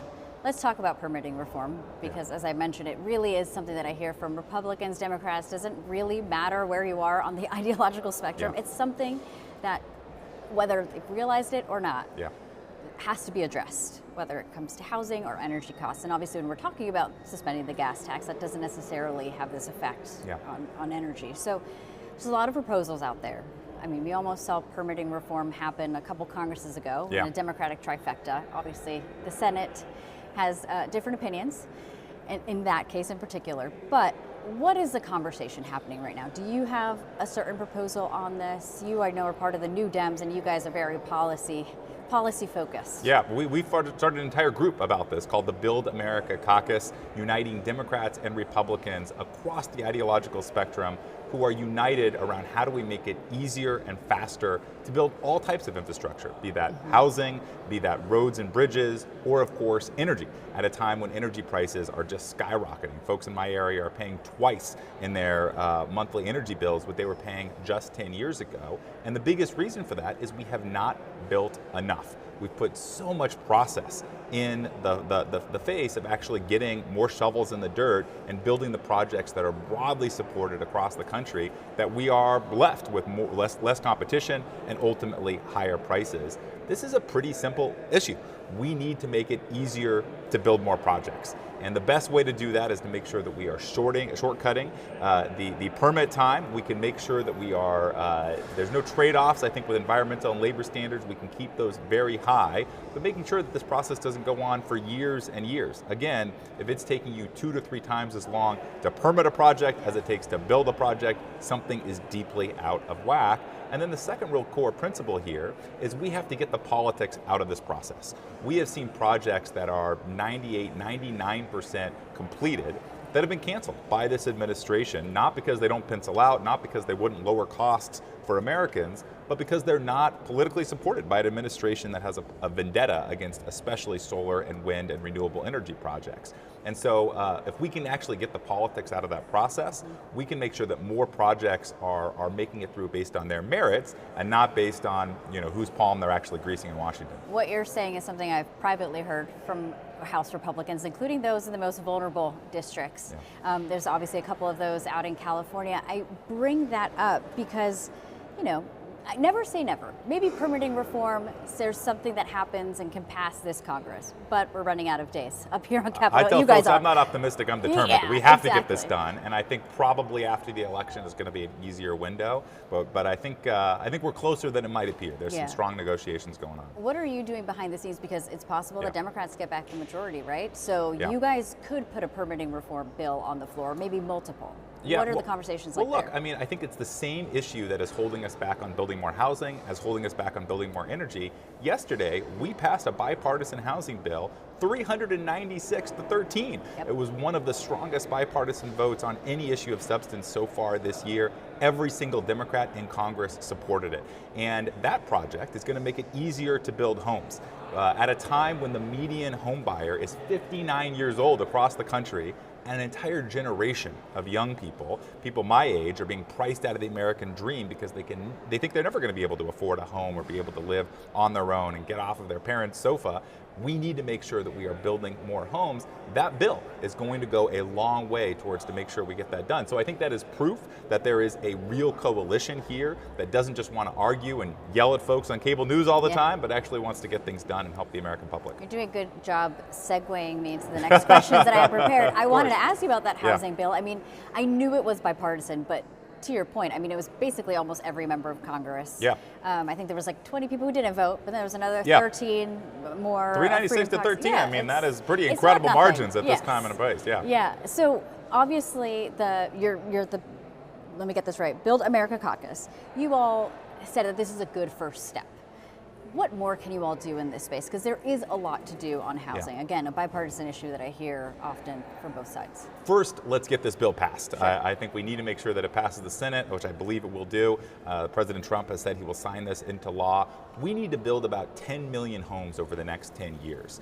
We used to build about 2.2 million homes a year across the country. Now we're closer to 1.3 million. And that's why prices are so high, because it's become so expensive to build a home that a lot of the time it just doesn't pencil out. If you have fewer homes built, you have fewer folks that can actually move out and form a family and live on their own.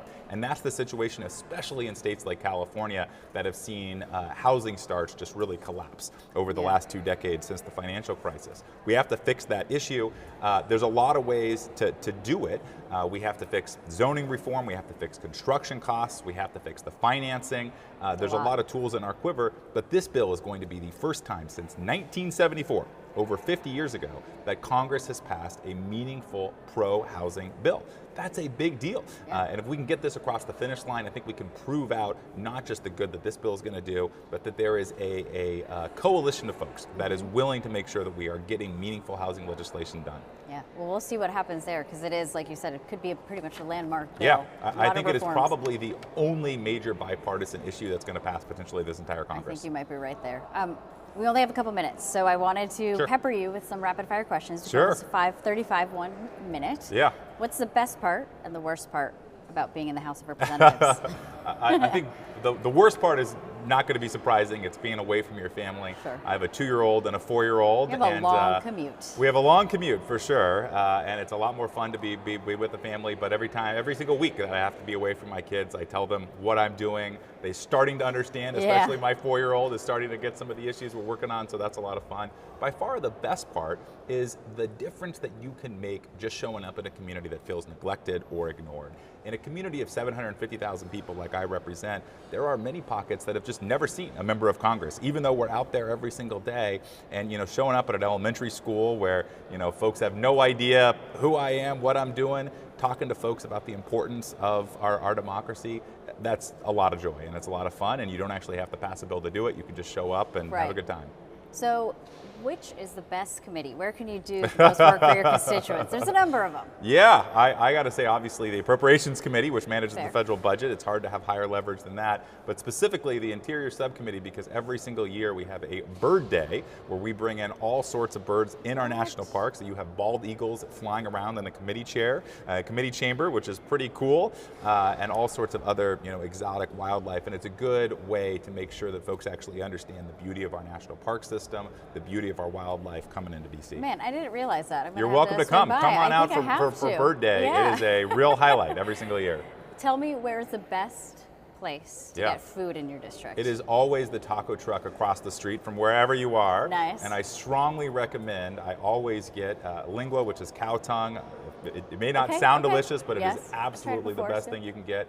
A lingua quesadilla with a massive dose of horchata, which is really great. It's cinnamon rice milk, 5 stars, and like the best beer is always the closest one. The best taco is always from the place across the street. Yeah. Well, Congressman, thank you so much for joining us. Yeah, thank you for having me. I'm sure we will have other conversations on a number of topics. Anytime. You guys are getting busy with policy and We've agenda got lots setting. to do, that's for sure. Thank you so much. No, of course, thank you. We'll be right back. You're watching 535, and we'll be right back. Congressman Moliner, thank you so much for being here. My pleasure. Appreciate you having me. Can you explain to people where your district is and what kind of district it is? What do they grow in your district? And is that a big job industry in your district? Talk to me about this bill you have. It's called the Farms Act. What exactly is the problem you're trying to solve with this? Is this something that the administration could address on their own, or does it need to require Congress to pass a law to really fix it? Is this bipartisan at all? Do you have Democratic support? So what's the brass tacks here? Who's your counterpart in the Senate, and what is the path forward you see for this legislation? Oh my gosh. Let me think about that. Now, Afghanistan. The IED actually penetrated the vehicle between my legs, but it was a miracle that we all survived in the vehicle. When I began the process to separate from the military, it was during COVID. And with the issues back home, we just knew we got to come back home and take care of the family. So we had to go stay at our mom's house. And there was already 3 people living there and 5 of us, or 8 people. How many bedroom? Like a 2-bedroom. Like a 2-bedroom house. We were desperate. So then when we transitioned to Texas, it was very much so like, what are we going to do now? When I came home, I needed a new roof due to a storm, and I was about to lose homeowners insurance as well. I applied for Operation Homefront Critical Financial Assistance Program. They've really been a blessing. I'm in the Permanent Homes for Veterans program. They built a house for me, and it's amazing. We got the call, this is your house, and the kids and I took off just to go sit in the driveway and cry. It's life-changing. It took us from a hopeless situation, and now we're homeowners. We have a savings account. The best way to describe Operation Homefront is that it's like a family, because they're always there for you. I would say you guys are angels behind closed doors. Operation Homefront has impacted my family in a way that's probably going to be passed down through my family's history. It's definitely going to be a story that's going to be told for generations.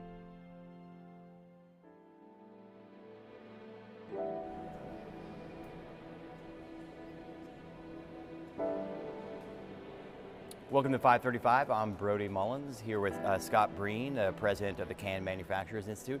Before we get to Scott, fascinating day on Capitol Hill. The House Transportation and Infrastructure Committee is marking up a bill right now on highway, a big $500 billion highway and surface transportation reauthorization bill. But interestingly, J.D. Vance is now pushing an amendment on that bill to put in new safety regulations on the railroad industry. It's something that almost every Republican is opposed to. Almost every Republican voted this bill down a few years ago, and now it's back. The twist is that last night, Donald Trump put out a social media post saying that he supports it and is encouraging Republicans on the committee to accept this amendment. So this is an amendment that's opposed by most of the Republican Party, opposed by industry, supported by Democrats and labor unions, and being pushed by J.D. Vance, the President of the United States. This morning, Don Jr. came out with a post saying he supported it. So fascinating example of how the political parties are turning upside down right now, which brings us right to our topic today, which is tariffs. So you represent the can manufacturing industry. Yes. So tell us about your tariff and how you think it's backfired. Yes, so there is a tariff right now on what's called tin plate steel. So that's what we use to make steel food cans. So you have this thin layer of steel, it's coated with a thin layer of tin, and U.S. steel can manufacturers, they have to import most of the tin plate that they need to make steel food cans. And so along with importing that tin plate, that they have no other choice but to do so, that 50% tariff is adding cost that then gets passed along in the steel food can value chain that increases the cost for the consumer. So we share the president's goal of more tin plate production in the United States, but we want to try to do it in a way that puts America first across the U.S. steel food can value chain, that doesn't increase costs for consumers at the grocery store, and that doesn't give a cost advantage on foreign filled food cans, which I'd love to talk about. So let's get to that. That was my next question. So tariffs are supposed to help U.S. manufacturing, U.S. jobs, and hurt foreign competitors.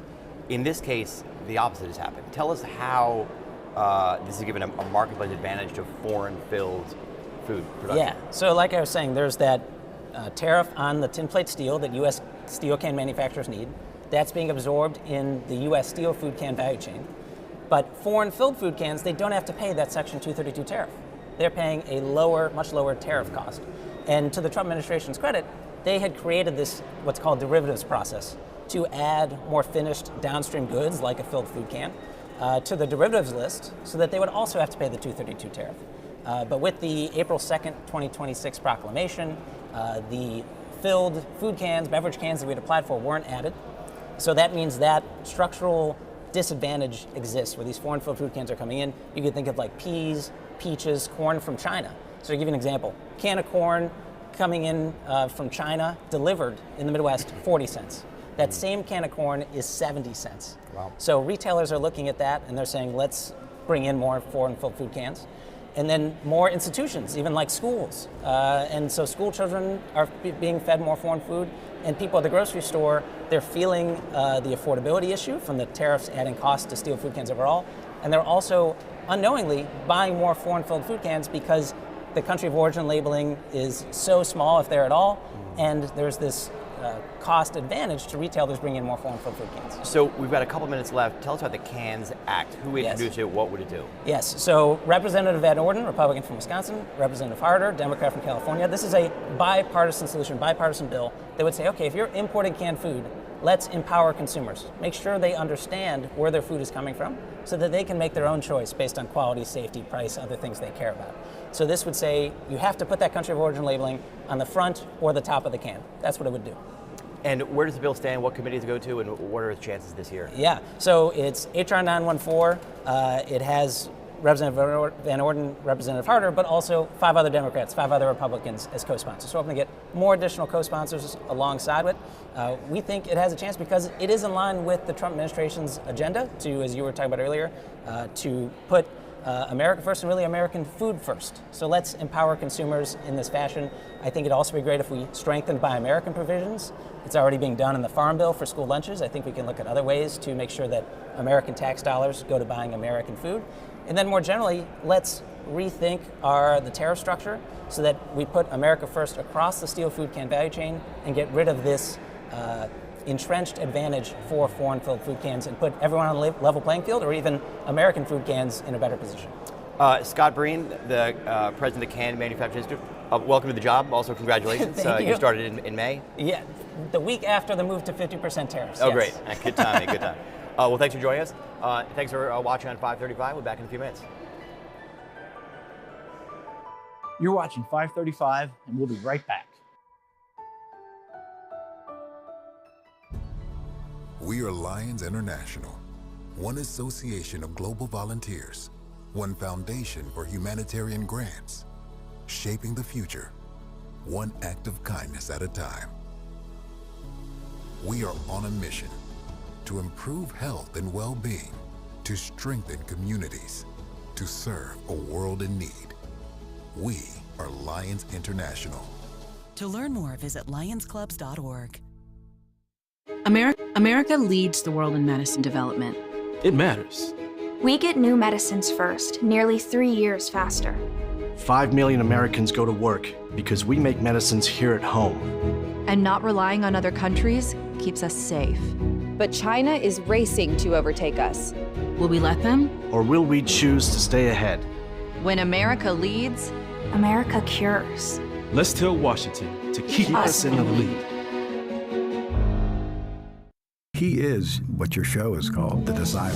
It's Washington's hottest new show, and it has the Beltway buzzing. Americans, they know BS when they see BS. Pulitzer Prize-winning journalist Brody Mullins. Is this era ending and is a new era beginning? And veteran strategist Lisa Camuso Miller. Have you ever had to tell a client no? Talk to the biggest and most influential players. We wanted $1 million. He said done. Rewriting the rules of influence. Business is going to be on the ballot. Congress needs to do their job. They become lapdogs rather than watchdogs. The people who never talk. That's such a good question. Talk to them. It was kind of fun, actually. It's Washington's only show by and for insiders. Welcome to The Deciders. Watch weekly right here on 535.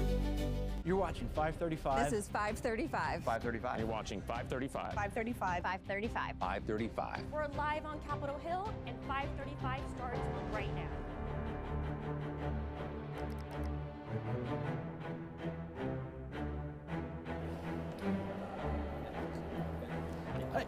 Welcome back to 535. I'm Paul Kane of Notice, and I am joined here by Senator Peter Welch of Vermont, originally part of the 2006 Democratic class. That's right, the majority makers. The majority makers. And then elected in 2022, where the Democrats on the Senate side, where you actually gained a seat. Well, that's right, and I succeeded Senator Leahy, who is an iconic figure here in Washington and, of course, back in Vermont. 48 years. Yeah, wow. All right, so you're here to talk today about some bipartisan reform efforts to FEMA, disaster assistance. Give us a sense of, how bad things are right now, where projects currently stand, and sort of what this legislation would do, and sort of the chances that we have of this.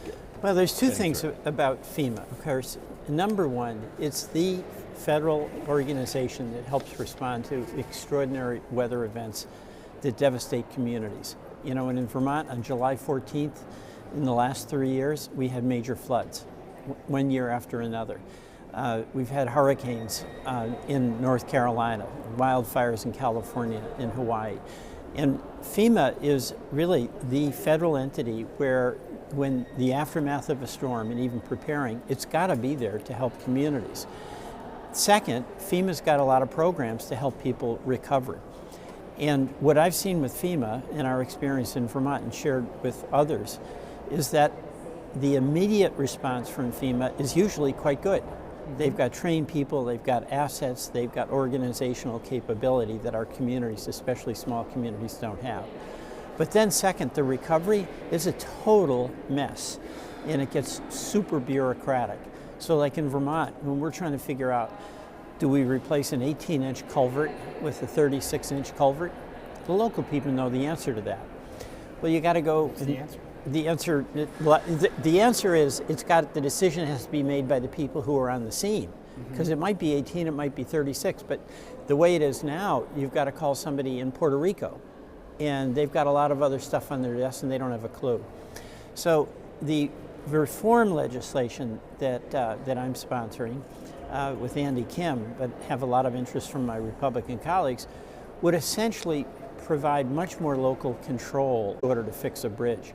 So we want to have much more local control and much more local responsibility. To pick something that was a political flashpoint out of a disaster, Western North Carolina in the fall of 2024 in the Asheville area and the surrounding communities. It was just brutal, the flooding that hit there. And that was, President Trump was running, then former President Trump at the time, was, bashing Biden's FEMA for not getting things done. I get the sense that, if anything, the management of FEMA has been not as good even as then. The last few months. We had Kristi Noem was the head of Homeland Security, and FEMA is under Homeland Security. And she did two things that were really terrible. Number one, she politicized it, so she said that no contract over $100,000 can be approved unless she signed off. And that's where Corey Lewandowski, her special government representative, there's a lot of suspicion that they were making money on this, or he was. And it totally held up any relief going to do even debris removal. And then secondly, she said she wanted to abolish FEMA, just wanted to get rid of it. And my view on that is that when she can guarantee North Carolina that they won't be in the path of a hurricane, or Vermont that we won't have a flood, sure, that's time. But weather events are going to occur despite what Kristi Noem says. So she really was undermining it, saying it had to be, basically saying it should be abolished, and also personally impeding getting any delivery out to help folks in the aftermath of a storm. I realize it's only been a month or so since he was confirmed. Mark Wayne Mullen, a former senator, a former House member who you served with. I know you didn't vote for him, but have you seen any inkling of a better relationship with the Senate and Democrats in general? I have. Give me an example. Well, Why? Mark Wayne understands that communities that get hit by a storm, they don't have the fiscal capacity, and they don't have the technical expertise, they don't have the equipment. So FEMA does have to continue playing a role, and I think he gets that. And also, he started getting out the relief that Noem had been, that communities were entitled to, but Noem was sitting on and not processing the checks. So the money that Vermont was entitled to for storms in 2020, in 23 and 24 is starting to come in, and I attribute that to Mark Wayne Mullen's attention to this. There are still checks that are coming in from the 2023 storms? That's right. Hard to believe. And by the way, this isn't just Vermont. I mean, I'm so engaged in this because Vermont had these 3 storms on 3 successive July 14th. But we had a big same. I'm sorry. Same day. Forgive me for not knowing this. It was the same day, and it had massive flooding 3 straight years. July 14, and we're holding, we're crossing our fingers that it doesn't happen again this July 14. But no, it's tragic. I was visiting a family who had major damage to their home in July 14 of 2023, and it was July 14. They were just moving back in July of 2024, and the flood came and they were back to where they started. So no, it's really, really tough on the families. And that's, that is why the local control is so important, because the local officials are responsive to their community, and the folks who are affected, a small business or a family in their home, they can get an answer. They know who to talk to. And then number 2, they have a sense of urgency about putting their community back together. So the local control component that is the heart of our legislation is something that's appealing to a lot of my Republican colleagues as well. Well, Republicans generally like the idea, conservatives have liked the idea of devolving federal government down and just sort of saying, here's the block grants, they used to call them, to local communities. But is there any concern about sometimes local officials either aren't as smart or don't have might not be as ethically careful as a federal official and expert on the issue? Valid concern. So there's 2 things. Number 1, there's got to be a partnership here, because a small community that is absolutely devastated with a flood, a fire, a hurricane, they just don't have the tax capacity to put it all back together. And this is whether it was the Sandy storm in New Jersey, the wildfires in Hawaii, we've got to treat our fellow citizens as our neighbors. And that means the federal government has to provide that fiscal capacity. But second, the local control and implementation, I'm in 100% agreement. Now, accountability, that's what our Justice Department is for. If anybody messes with that money and does inappropriate things, they should be prosecuted and they should go to jail.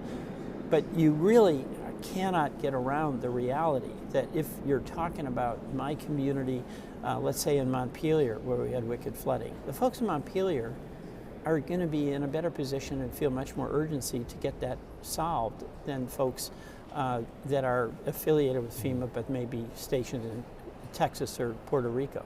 And I would imagine that Secretary Mullen, coming from Oklahoma, basically right there in Tornado Alley, they've had some really horrible natural disasters there. He's got to be pretty familiar with FEMA and how it works and doesn't work. That's right. So, again, these events are happening, and they're happening with more frequency, and they're more devastating. And the NOAA approach was, we'll just abolish FEMA, and the communities have to survive and recover on their own. They can't do it. So that's just, like a neighbor refusing to come to the aid of his or her neighbor with a hose when the neighbor's house is burning down. Is kind of a cruel approach. Also, FEMA is totally messed up in some ways with this oversight. You asked about accountability because we have to have it.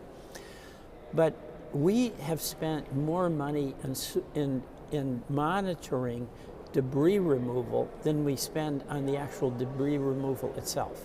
Okay? So monitoring debris removal? Yeah, so after a storm... what does that actually entail? Well, it sounds like you're just watching. That's the point, okay? They would hire people to make sure that the contractors who were picking up the fallen trees and all of the debris and everything that happened, like in a devastating, you mentioned North Carolina, they would be paying people, contractors, to pick up the debris. You got to get it out. But they'd be paying as much or more to people who were like looking over the shoulder and monitoring what they're doing. And it's absurd because, with like drone technology, you can really get an assessment of how much debris is out there and do a contract that you could bid out to a local contractor. So there's real reforms that we could make in how things are administered that would save an immense amount of money. In my view, is that you really want to have the maximum amount of money going to helping the community recover, helping those small businesses reopen, helping those families get back in their homes. And there's a real push inside Democratic think tanks, policy folks who are trying to say that one of the things Democrats need to do, and this is sort of getting back to like the Clinton-Gore days of, we got to make government work so that people see it functioning in the right way, in the right manner. Because there are a lot of people who just sort of look at government as this sort of corrupt entity in a way where it's just inefficient. Yeah, and I agree with that. I mean, honestly, it was so heartbreaking to be meeting families, as I did after these storms, and 6 months or a year in, they've recovered from the initial trauma, but they are struggling to get an answer, one way or the other. Do they get a buyout for their home? Does their business get a loan to get back on their feet? And they're alone on that. In the immediate aftermath of a storm, everybody is there helping muck out the basement and coming over with food to help them get through that initial. But then everybody goes back to their lives. But if it's your home, you don't have your home. Yeah. And then if you can't even get an answer to a question about what aid you're entitled to and when it will come, it leads to despair and discouragement and rightly a frustration with government. At one point earlier this year, you hosted a meeting with 2 or 3 former FEMA chiefs. Right. And I believe a dozen senators, but it was bipartisan. Right. That's right. I don't want to do anything to blow up those talks, but where are you in the process of trying to get this turned into law, turned into a real reform? We are, number one, we convene and I think share some principles. The folks who were there all have experienced weather events. Mm-hmm. And again, the weather events have no political favorites. No. You're Republican or Democrat, you can't dodge the storm that's coming your way. And second, there was a frustration with the follow-through on FEMA, what I'm talking about, and a consensus about local control. We're in a better place now because I think the new Secretary of Homeland Security, Mark Wayne Mullen, is empathetic to A, the need for federal help in a disaster, and B, local control. So we had to wait around. It's good that Noma's gone because she was a total obstacle to this. Mm-hmm. So I have some optimism that we can make some progress on this. I don't want to push you too hard, but when you say optimism, is this something that can be wrapped up and included in some must-pass bill later this year? Or well, that would be the goal, but I don't know that it will be. Okay. I mean, I think the next thing we would like to do is get together with Mark Wayne. He also has appointed a new head of FEMA, so they're getting back on track now that Noam is gone, and I think they'll act in good faith.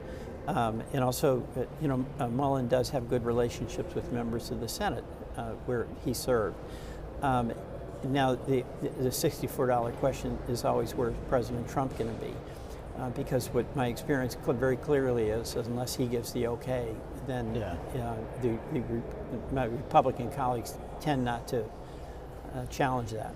Yeah, would you, if the Democrats were so lucky to win the majority next year and actually have control over some of these gavels, do you want to do some more investigating and digging around in FEMA and how that all unfolded? And, especially with Noam and Lewandowski. Absolutely. And the $100,000. Look, it stinks, all right? And there's a lot of indicators out there that what Noam was doing and Lewandowski was doing was not on the level. And the Inspector General is now investigating that. Press is investigating it. And there's a lot of stories about whether there were kickbacks or not. I don't know for certain.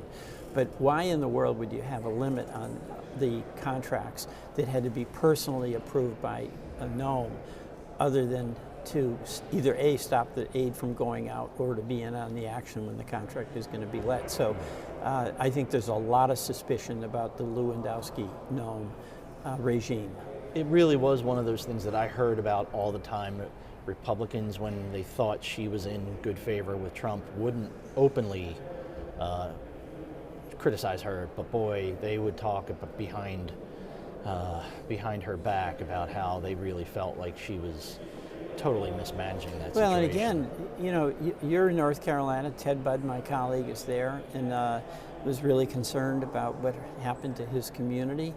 And I'm here in Vermont, and you know, you've got a Homeland Security Department that's not acting, or FEMA, and something's not on the level. That hurts his constituents, and it hurts mine. I mean, this is a bipartisan concern. How do we help our neighbors when they've been in the path of a horrible weather event?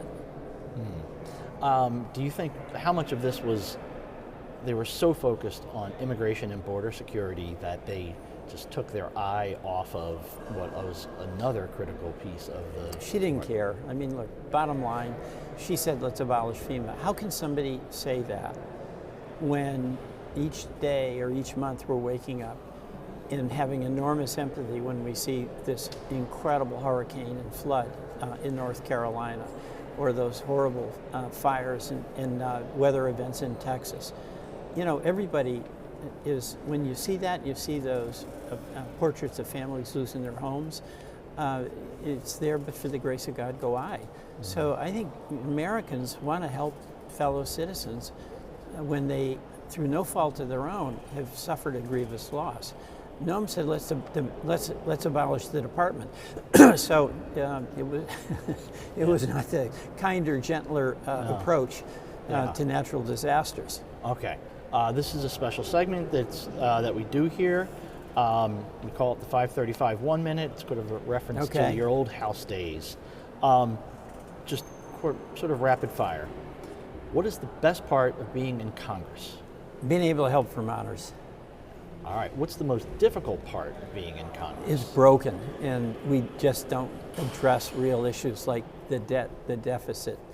We don't deal with health care. You know, we don't function the way a good legislative body should. If you could fix one thing institutionally about the place, what would it be? It would be that we stand up for the prerogatives of Congress on spending, on taxing, and on war powers. That's our constitutional responsibility, and we're deferring too much to the executive. All right. Where's the best food in Vermont? Any maple creamy stand. And summer is here, and I'm starting to eat my maple creamies. What's the best committee? Well, I do like them all, but I love the Ag Committee because I have such a connection to rural life, and I think rural life is the heart of America, and it tends to be the most bipartisan. But I like finance and judiciary for all the combat we do there. Who's the smartest member of Congress that you've served with? You know, I think Amy Klobuchar is right up there. She is smart, and she is hardworking. All right. Who's your favorite Republican that you've ever served with? Well, the funniest is that I've ever served with? Yeah, ever. Well, I was going to say John Kennedy in the Senate has got great sense of humor, but you know, don't tell anybody this. But I really like Trey Gowdy. Oh wow! But really? I'll keep that on the down low.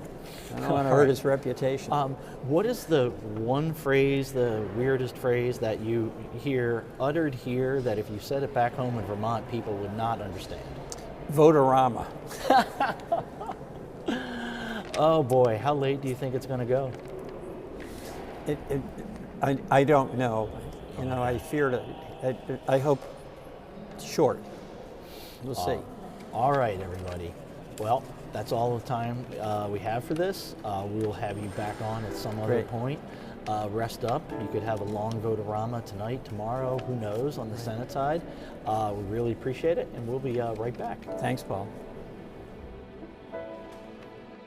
You're watching 535, and we'll be right back. There are moments that shape an organization's future. A policy shift, a crisis or investigation, a market shock.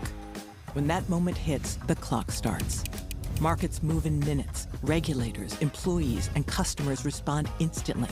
Narrative helps leaders respond with pace, engage stakeholders with precision, and position brands with perspective. So when challenges emerge, you can navigate complexity and lead with clarity before the narrative. I enlisted as a medic to be there to help my patients, and after an injury, I found myself as a patient. I experienced post-traumatic seizures. Depression is a big one that comes along with it, PTSD. So I pursued my PhD in neuroscience and regenerative medicine. The coalition has helped fund my academic pursuits. They genuinely care about helping the vet in whatever way that they can. Through supporting the coalition, you're supporting some of the veterans that have the biggest needs. Visit saluteheroes.org to learn more. National Association of Realtors Advocacy, working to expand access to housing and defend property rights so that more Americans can build generational wealth and prosperity through home ownership, a critical voice in nearly 1/5 of the U.S. economy. Supporting 2 jobs for every single family home sold, and generating more than $760 billion of property tax revenue for state and local governments each year. Realtors are members of the National Association of Realtors. A simple blood test can detect Alzheimer's years before symptoms appear. Congress can connect Americans to early, accurate dementia diagnosis by supporting the bipartisan Alzheimer's Screening and Prevention Act, allowing Medicare to cover blood-based Alzheimer's screening. Congress has acted to cover mammograms and other life-saving screenings. Now it can redefine Alzheimer's care, unlocking early detection and access to FDA-approved treatments when they work best. Congress, it's up to you. Paid for by the Alzheimer's Association.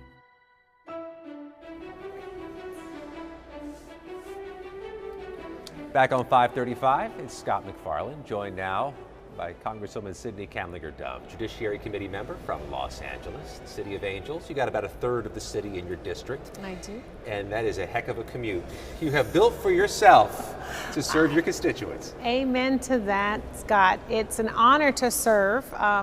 I don't know if I'm saying that the entire 5 hours I'm on the plane, but I certainly stay it when I get back home, and I feel the pressure when I'm here to deliver for my constituents and the American people. Let's talk about the bill that has gotten our attention, the Pregnant Women in Custody legislation. This is a maternal health piece of legislation that expands what's been proposed in the past. Start off, Congresswoman, tell us what this includes. So first, I'm just so glad that you're interested because real talk, women are incarcerated every single day. But we never think about it because when we're thinking about jails and prisons and detention facilities, oftentimes we're thinking about men. Yep. But the fastest growing population in our prisons are women, up 600%. And the majority of the women that are incarcerated or detained are mothers. They're either pregnant or they are nursing or they are mothers. And so my bill recognizes this reality, and is proposing guardrails on how we can, acknowledge the fact that women and pregnant women and nursing women are being detained, and B, what kinds of transparency we need, what kinds of administrative accounting we need, and how we can provide better services for them. The proposals in the past addressed women who are in Federal Bureau of Prisons custody. That's part of your jurisdiction. That is your jurisdiction. Right. This expands for another subset of expectant moms who are in some form of custody. Correct. So the original bill was about folks that were in federal facilities. And we know that they're being shackled when they're giving birth. We know that if they're having complicated pregnancies, they're not getting the help they need. We know that if they're suffering from postpartum depression, they're also not getting the medical attention they need. Obviously, what we have seen over the course of these past months with ICE and Border Patrol, we know that women are being detained in these detention facilities. They are also pregnant. A report came out that said over 350 women pregnant postpartum nursing reported 16 miscarriages because CBP and ICE are not doing their job. So my bill brought back to expand to include these agencies to really address the inhumanity that we're seeing coming from these agencies. Some of this correctional work is subcontracted or contracted out to private employers, private companies. How does the legislation get after that? I can see how you'd have direct oversight over what CBP does in its own operative facility, or what the Bureau of Prisons does at the federal prisons in California and elsewhere. But how are you getting after the contractors who get this work offloaded on them? Well, so it doesn't matter, because at the end of the day, it's all federal dollars, it's taxpayer dollars that are being used. So yes, in many instances, they're contracting with a private entity that's actually running the facility, but they still have to be subject to congressional federal oversight. They still have to do reporting. We still need an accounting of what they're offering, and they should be required to provide the same kind of services that the federal government would be if it was running the entire facility. And we know that this isn't true because they're being cheap and inhumane in how they are operating these facilities. And as a result, women are dying, children are being separated, miscarriages are happening, and that's not something that should happen. Now, I should say that under the Biden administration, they had a policy that said they would not detain or deport pregnant women. But the Trump administration reversed that, which is why I think we're seeing these numbers. And we don't even know if these are the real numbers. These are just the numbers that we've been getting when pushing the administration. Is this an indication, the argument you're making, of unique negligence of women's health, or what I hear that some people are concerned about any health care in prison, that men would also be disadvantaged in whatever their unique needs are? It is, and it's also recognizing that we have a court system that is not meeting the needs of the folks that are entering into these prisons and facilities. And so my bill is really to take a more collaborative approach to how we're dealing with folks who are incarcerated. And given the fact that women are the fastest growing population, I think it's important that we start with them. And hoping that a high tide will rise all boats, even for the men who are incarcerated as well. You mentioned the report about, I think the NBC report about 350 cases. Is there more data you're bringing to the table to try to convince your colleagues to either join your legislation or to help champion it back home with their constituents? Yeah, so before I came to Congress, I worked on this issue when I was in the state legislature, and what we learned was that women were not given tampons or menstrual products. We learned that they were not getting bras and underwear. We were learning that they were not getting access to OBGYN care. Were they undercounting how many women were going to be in custody? Were they not being mindful of the fact that there is a growing population? I would say it was just negligence. They were saying, we don't have the money, this isn't something we were thinking of, and quite honestly, they were saying, well, you all didn't ask. So I said, well, I'm going to start asking. I want to know the number of women that are being sexually assaulted when they come. I want to know the number of women who came in not pregnant and then all of a sudden miraculously became pregnant. I want to know the number of women who are working in law enforcement and in the prisons, or how they are being trained, how the men wardens are being trained. I want to know what kind of food they're being given, medical attention they're being given, vocational training they're being given. I want to know if you're asking them about their trauma, how they got here. Because in the majority of instances, women are in prison because of a man or a partner that they were sort of hooked up with for economic reasons often, and they end up with stiffer penalties. So I said, you know what, I'm gonna start asking all the questions. I shouldn't have to do that, but that's my job.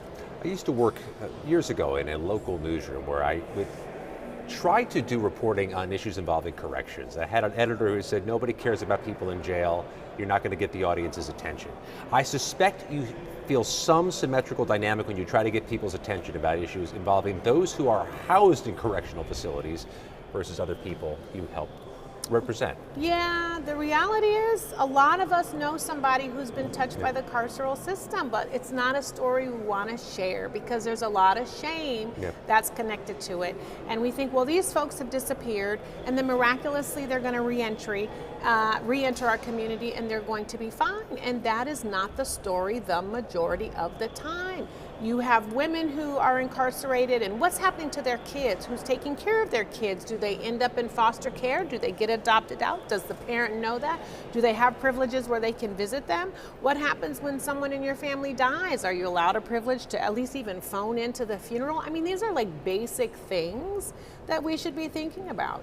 The trauma that got you in here. Let's be a little more collaborative about the vocational training that you need. Are they being trained to do a skill that they're not going to need when they get out, and then you expect them to be successful upon reentry? I mean, come on. Are we then sending them back to the community that actually sent them to the jail or prison in the first place? Like, let's have some real conversations about this, because you know what? It costs a lot of money to run these correctional facilities. And my hope is that we can spend less because fewer people are going in them. Effective reentry prevents recidivism, Correct. or at least minimizes that, which is a cost savings. I want to ask you broadly about maternal health. It's been a priority of yours, both at the state and now that you're here in the Congress. Do you have an easier time extending the bipartisan olive branch on issues involving maternal health? Because it charitably seems to be viewed as non-political, much less charged than other issues. It's interesting. In an ideal world, I would have Republicans on all of the bills that I'm championing in this area. But it has become so partisan that now it's hard to find it. But I tell you, there are Republican women and Democratic women in Congress who are pregnant or who just had a child. And many of them share stories about complicated pregnancies, about miscarriages, about stillbirths, about the trauma of giving birth. It is still a very dangerous proposition. So if you each have these stories as Republicans and Democrats, then why couldn't we work together more often on addressing maternal health issues? I don't understand why many of these women don't want to be part of this larger conversation when you're talking to the American people. Is there something they view as political in some of your proposals? Well, I will say, there must be something they see as unappealing. I think the about it. political part is that it's being authored by a Democratic woman from a blue state. But I will tell you, I worked with Would they call some of it an unfunded mandate on local jurisdictions? Some of them do. Some of them want to suggest that we shouldn't be offering these kinds of services to certain women. I think there's an assumption that the majority of the services would go to black and brown women, since the majority of women that are incarcerated tend to be black and brown. But we can extrapolate and just go back to maternal health for everyone, and Republicans should be on board. And then you have a politicized anecdote about how, I as a Republican had challenges getting health care in my district because Democrats politicized maternal health and have made my doctor afraid to provide the kind of care that I need during my pregnancy. I mean, I actually have heard that from a Republican colleague, and I said, well, you're politicizing your healthcare journey, because there are so many women, RSDs, independents, you name it, who are going to doctors, who are having complicated pregnancies, and who want a doctor who can address their needs and give them the healthcare they deserve. So what do you do? How do you calibrate it to make it more appealing? To get sufficient votes for one of these things to pass? Yeah. You remind folks about the stories that we all have in each of our districts, and that they're really agnostic in terms of party, but they should be addressed. You talk about what the carceral systems look like in each of our states. You share stories of women who have gone through the system, and many of their stories are very traumatic, and they're just asking for us to work together to help solve those problems.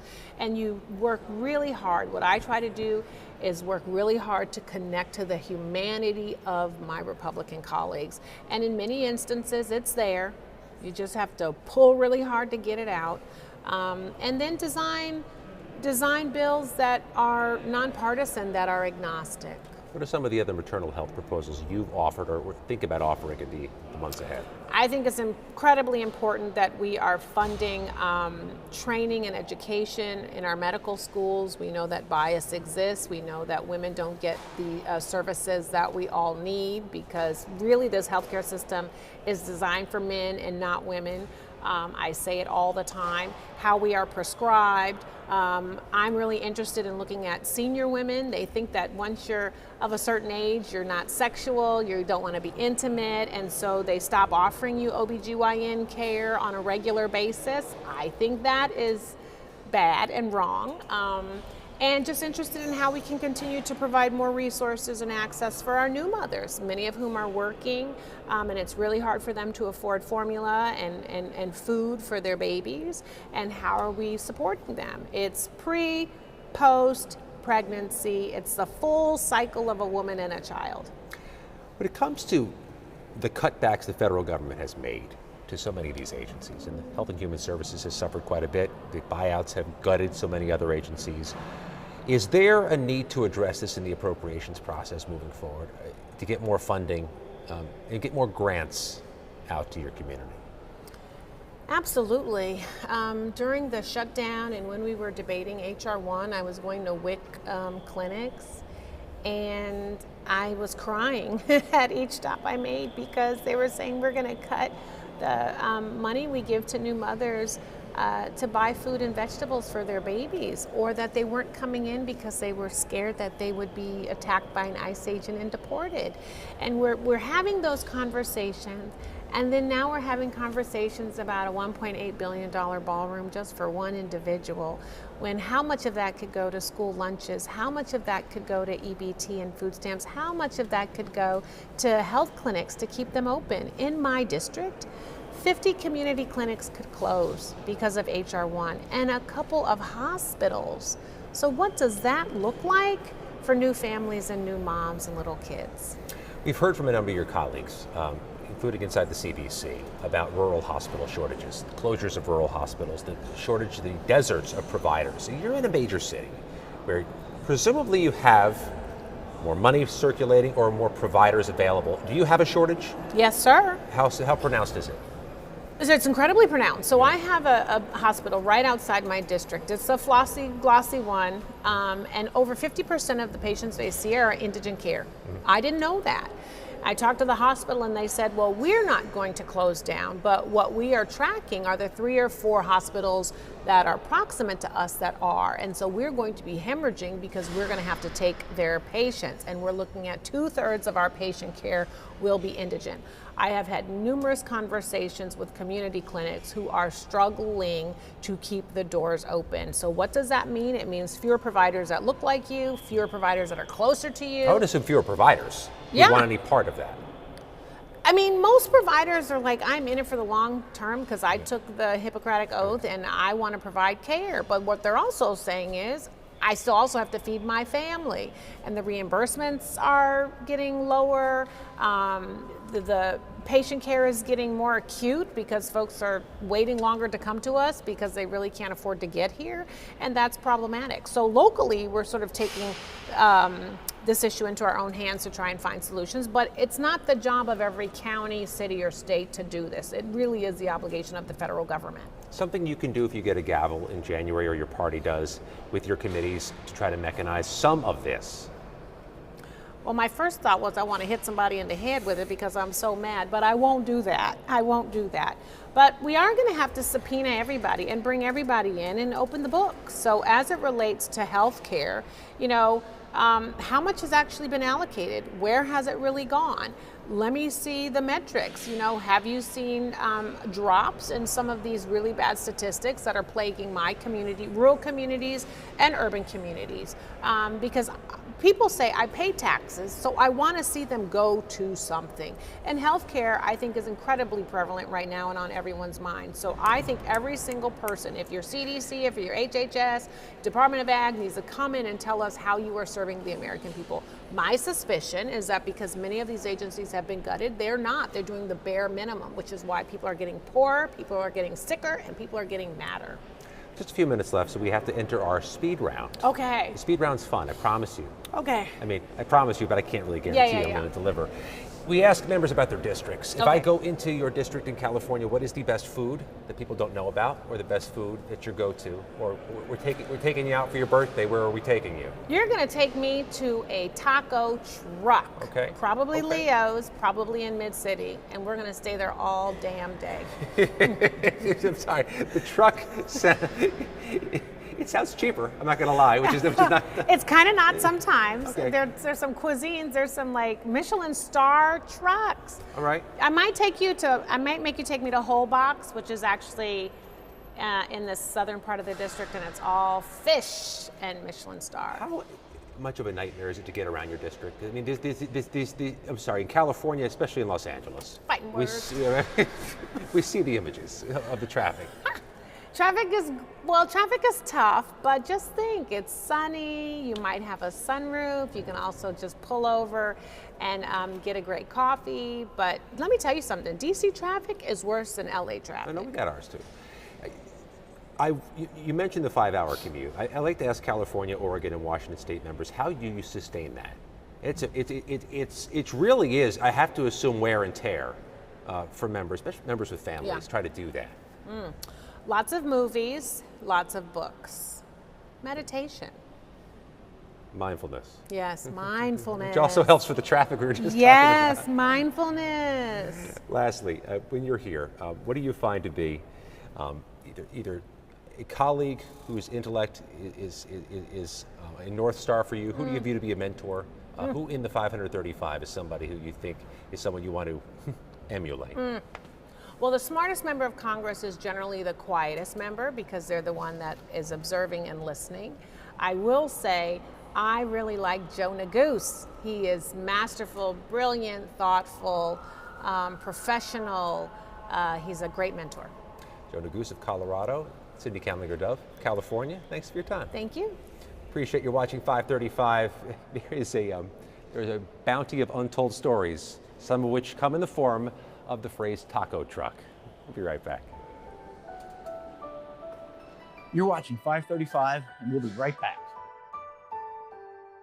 National Association of Realtors Advocacy, working to expand access to housing and defend property rights so that more Americans can build generational wealth and prosperity through home ownership, a critical voice in nearly 1/5 of the U.S. economy.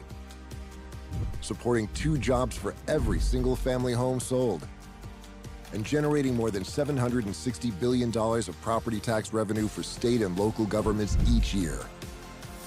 Realtors are members of the National Association of Realtors.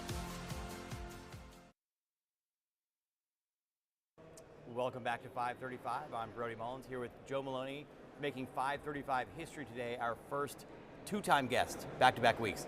Thrilled to be here. Thanks for having us. Thanks for joining us. Tell me about this hearing yesterday in the Senate Commerce Committee, the Consumer Protection Subcommittee, on sports betting and proposition betting. What happened? Sure. It's going to be a new phenomenon, I think, for Congress. When I spoke with you last week, we described a growing interest in sports betting. The broad legalization that's taken place now, 40 jurisdictions plus the District of Columbia, it's going to begin to warrant some scrutiny and some examination by Congress specifically. So yesterday marked the 3rd Senate hearing, since legalization post-2018 in the Supreme Court decision. And according to Chairman Cruz and Subcommittee Chair Marsha Blackburn from the state of Tennessee, this could be the first in a series of hearings examining different corridors of legalization of sports wagering across the country.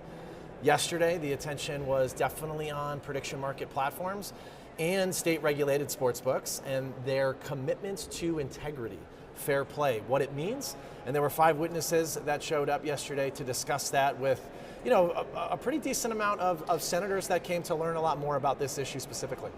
So it's interesting that the hearing was billed as sports betting, but a clue we can read into already is that it was immediately shifted to prediction models. That's what people want to talk about these days. Yeah, absolutely. And I think some of the attention-grabbing markets you're seeing on prediction market platforms tied to wars, tied to culture, tied to other events, but now specifically sports event contracts and what that means in the overall discussion around legalization. The legalization as we know it with sports wagering has occurred in the states and with tribes. Those are the traditional regulatory frameworks for all forms of gaming. Now, with the onset of prediction market platforms, this was certainly the first occasion where you saw, outside of the Senate Agriculture Committee and the confirmation of Mike Seelig as CFTC chairperson, where this activity is actually regulated federally. The discussion today was, hey, what does this all mean right now when it comes to integrity? Well, this all means to ensure that matches are fair, that games are fair. And it was an opportunity for members of the Senate Commerce Committee to ask some questions. They've done that through the confirmation process with the CFTC and Chairman Seelig. Now these senators had a chance to learn a little bit more. Great. So you were in the hearing, we were not. So let's make you into a reporter, prepare to take a big pay cut. Tell us about how the hearing started. Senator Blackburn led off. What did she say in her opening remarks? Chairwoman Blackburn has taken an interest in this, and as a result of her dual committee assignments at the Judiciary Committee, which first looked into sports wagering in December of 2024. She's got some familiarity with these issues. She's long put pressure and applied pressure on leagues and the sports books that I represent on integrity and what it means. And so this is this idea of fair competition. She led off with that, but she acknowledged in the room a lot of interest about prediction market platforms. She invited her home state regulator, Mary Beth Thomas, who is the chairperson of the Tennessee Sports Wagering Council. That's the de facto regulator in the state of Tennessee. So she offered her an opportunity to discuss how state regulations apply to integrity and how they promote integrity. And she was the first witness? She was one of the first witnesses as well. So she opened her remarks acknowledging this is a first in a series of discussions that the committee would like to have with sportsbooks, leagues, and prediction market representatives. And then some of the industry representatives testified also. Tell us about that. Sure. So American Gaming Association CEO Bill Miller spoke, and he spoke to the redundancies and how legalization is working, the importance of state regulatory frameworks. He drew a very sharp contrast with the prediction market witness, former Congressman, former House Financial Services Chairperson Patrick McHenry, who is now a senior advisor to the Coalition for Prediction Markets. That's a coalition chiefly made up of Kalshi and other vendors in that ecosystem. He spoke about some of the approaches to integrity that exist within the prediction market category. The third witness, importantly, was the founder and CEO of Integrity Compliance 360, a gentleman named Scott Sedin. Integrity monitors are third-party vendors within state-regulated and tribal-regulated ecosystems, as well as now prediction markets. They ensure that integrity frameworks have a third party identifying betting patterns that can be shared with the leagues and with law enforcement. So when there are those irregularities and some of that abnormal activity, like a massive line movement an hour before the game, they're flagging that activity, alerting law enforcement, alerting leagues, saying, hey, there's some irregular line movement, there's some high volume activity occurring within these betting markets. It's something to look into. And then the additional witness beyond the four we just discussed was Harry Levant, who is a gambling counselor and somebody that is actually an acknowledged in recovery a former gambling addict. And he is actually part of a public health consortium that's looking at this activity and through the lens of a public health approach.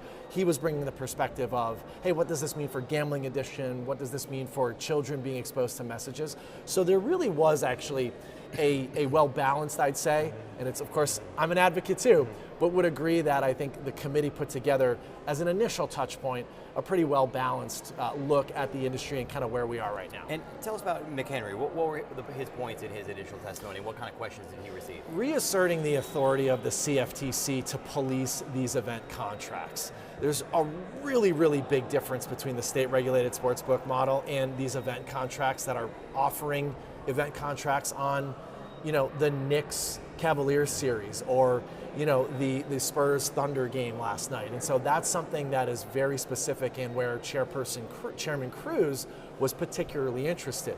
He went in and described the CFTC's authority and the CFTC's ability to police some of the concerns that were being voiced around integrity and the lack of some of the traditional constraints that exist within the sportsbook model that Mary Beth Thomas, the regulator from Tennessee, really punctuated in her testimony.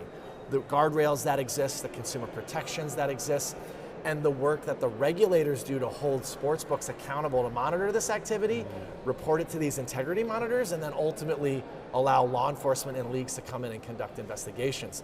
Mr. McHenry was very quick to assert the role of prediction market platforms within that ecosystem, defend their ability to provide these event contracts, and speak to some of the redundancies that exist within those markets. So this is very, very early in the legislative process. I mean, Congress is nowhere near regulating, passing any sort of laws here. There's a few bills out there right now that don't seem to have much support. But given how early this is, was there any semblance of any sort of consensus, or can you get a sense at all of where this could be going? If I were to be completely fair, there seemed to be growing concern. The consensus was growing concern around the onset of prediction markets, their ability to essentially have the opportunity to platform this activity, which some would call gambling and some would call trading, to all 50 states. So Senator Curtis from Utah, a member of the subcommittee, a state that has not allowed gaming or gambling in any regulated form, had some very specific questions for Mr. McHenry. Mr. Schatz, a Democrat from Hawaii, another state, has not permitted any form of legal regulated gaming in his state. they had questions for Mr. McHenry. So that's really, I think, the tip of the spear here. We are in the very early innings of even just determining what is the appropriate role for Congress and the federal government in something that has been traditionally deferred to the states, that being commercial gaming, tribal gaming, and now legal regulated online sports wagering.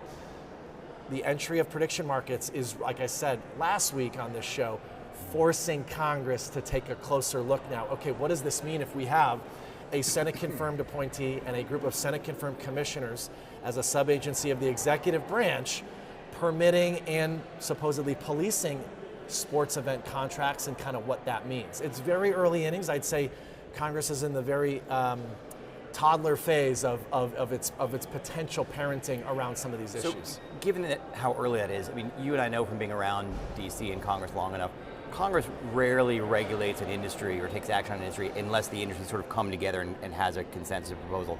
Is it too early for the industry here to start talking about potential proposals that they would accept? Well, certainly not able to speak on behalf of the prediction market industry, but there's obviously one very big brand, one giant elephant in the room right now, that's Kalshi. They've started the Coalition for Prediction Markets. The other large entrant is a firm called Polymarket. They're just obtaining their US licensing. It'll be interesting to see how those two behemoths come and decide to work together.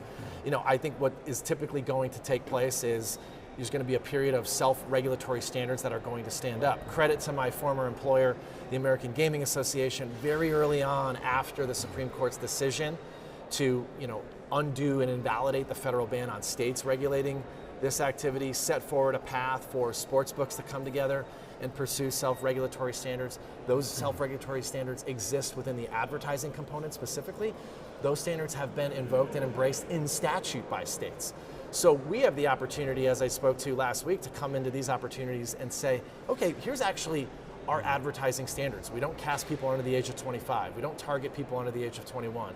We verify all types of identity to ensure the person is of age using this, and if they're not, they're banned or they're kicked off, and other responsible gaming standards.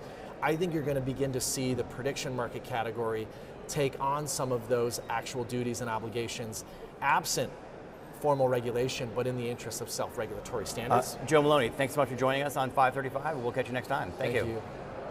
We'll be right back in a minute. You're watching 535, and we'll be right back. You're watching 535. This is 535. 535. You're watching 535. 535. 535. 535. We're live on Capitol Hill, and 535 starts right now.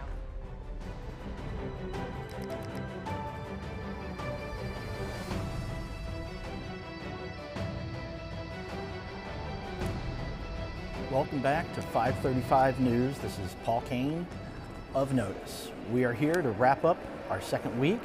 It's been eventful. It's been great. We can't wait to see you next time. Congress is out next week for Memorial Day recess. That means we will be back here in the Cannon House office building on June 2nd. Hearing no objections, I'm going to ask for unanimous consent that we adjourn the show until June 2nd. Hearing no objections, we are done. We'll see you after the recess. Thanks again.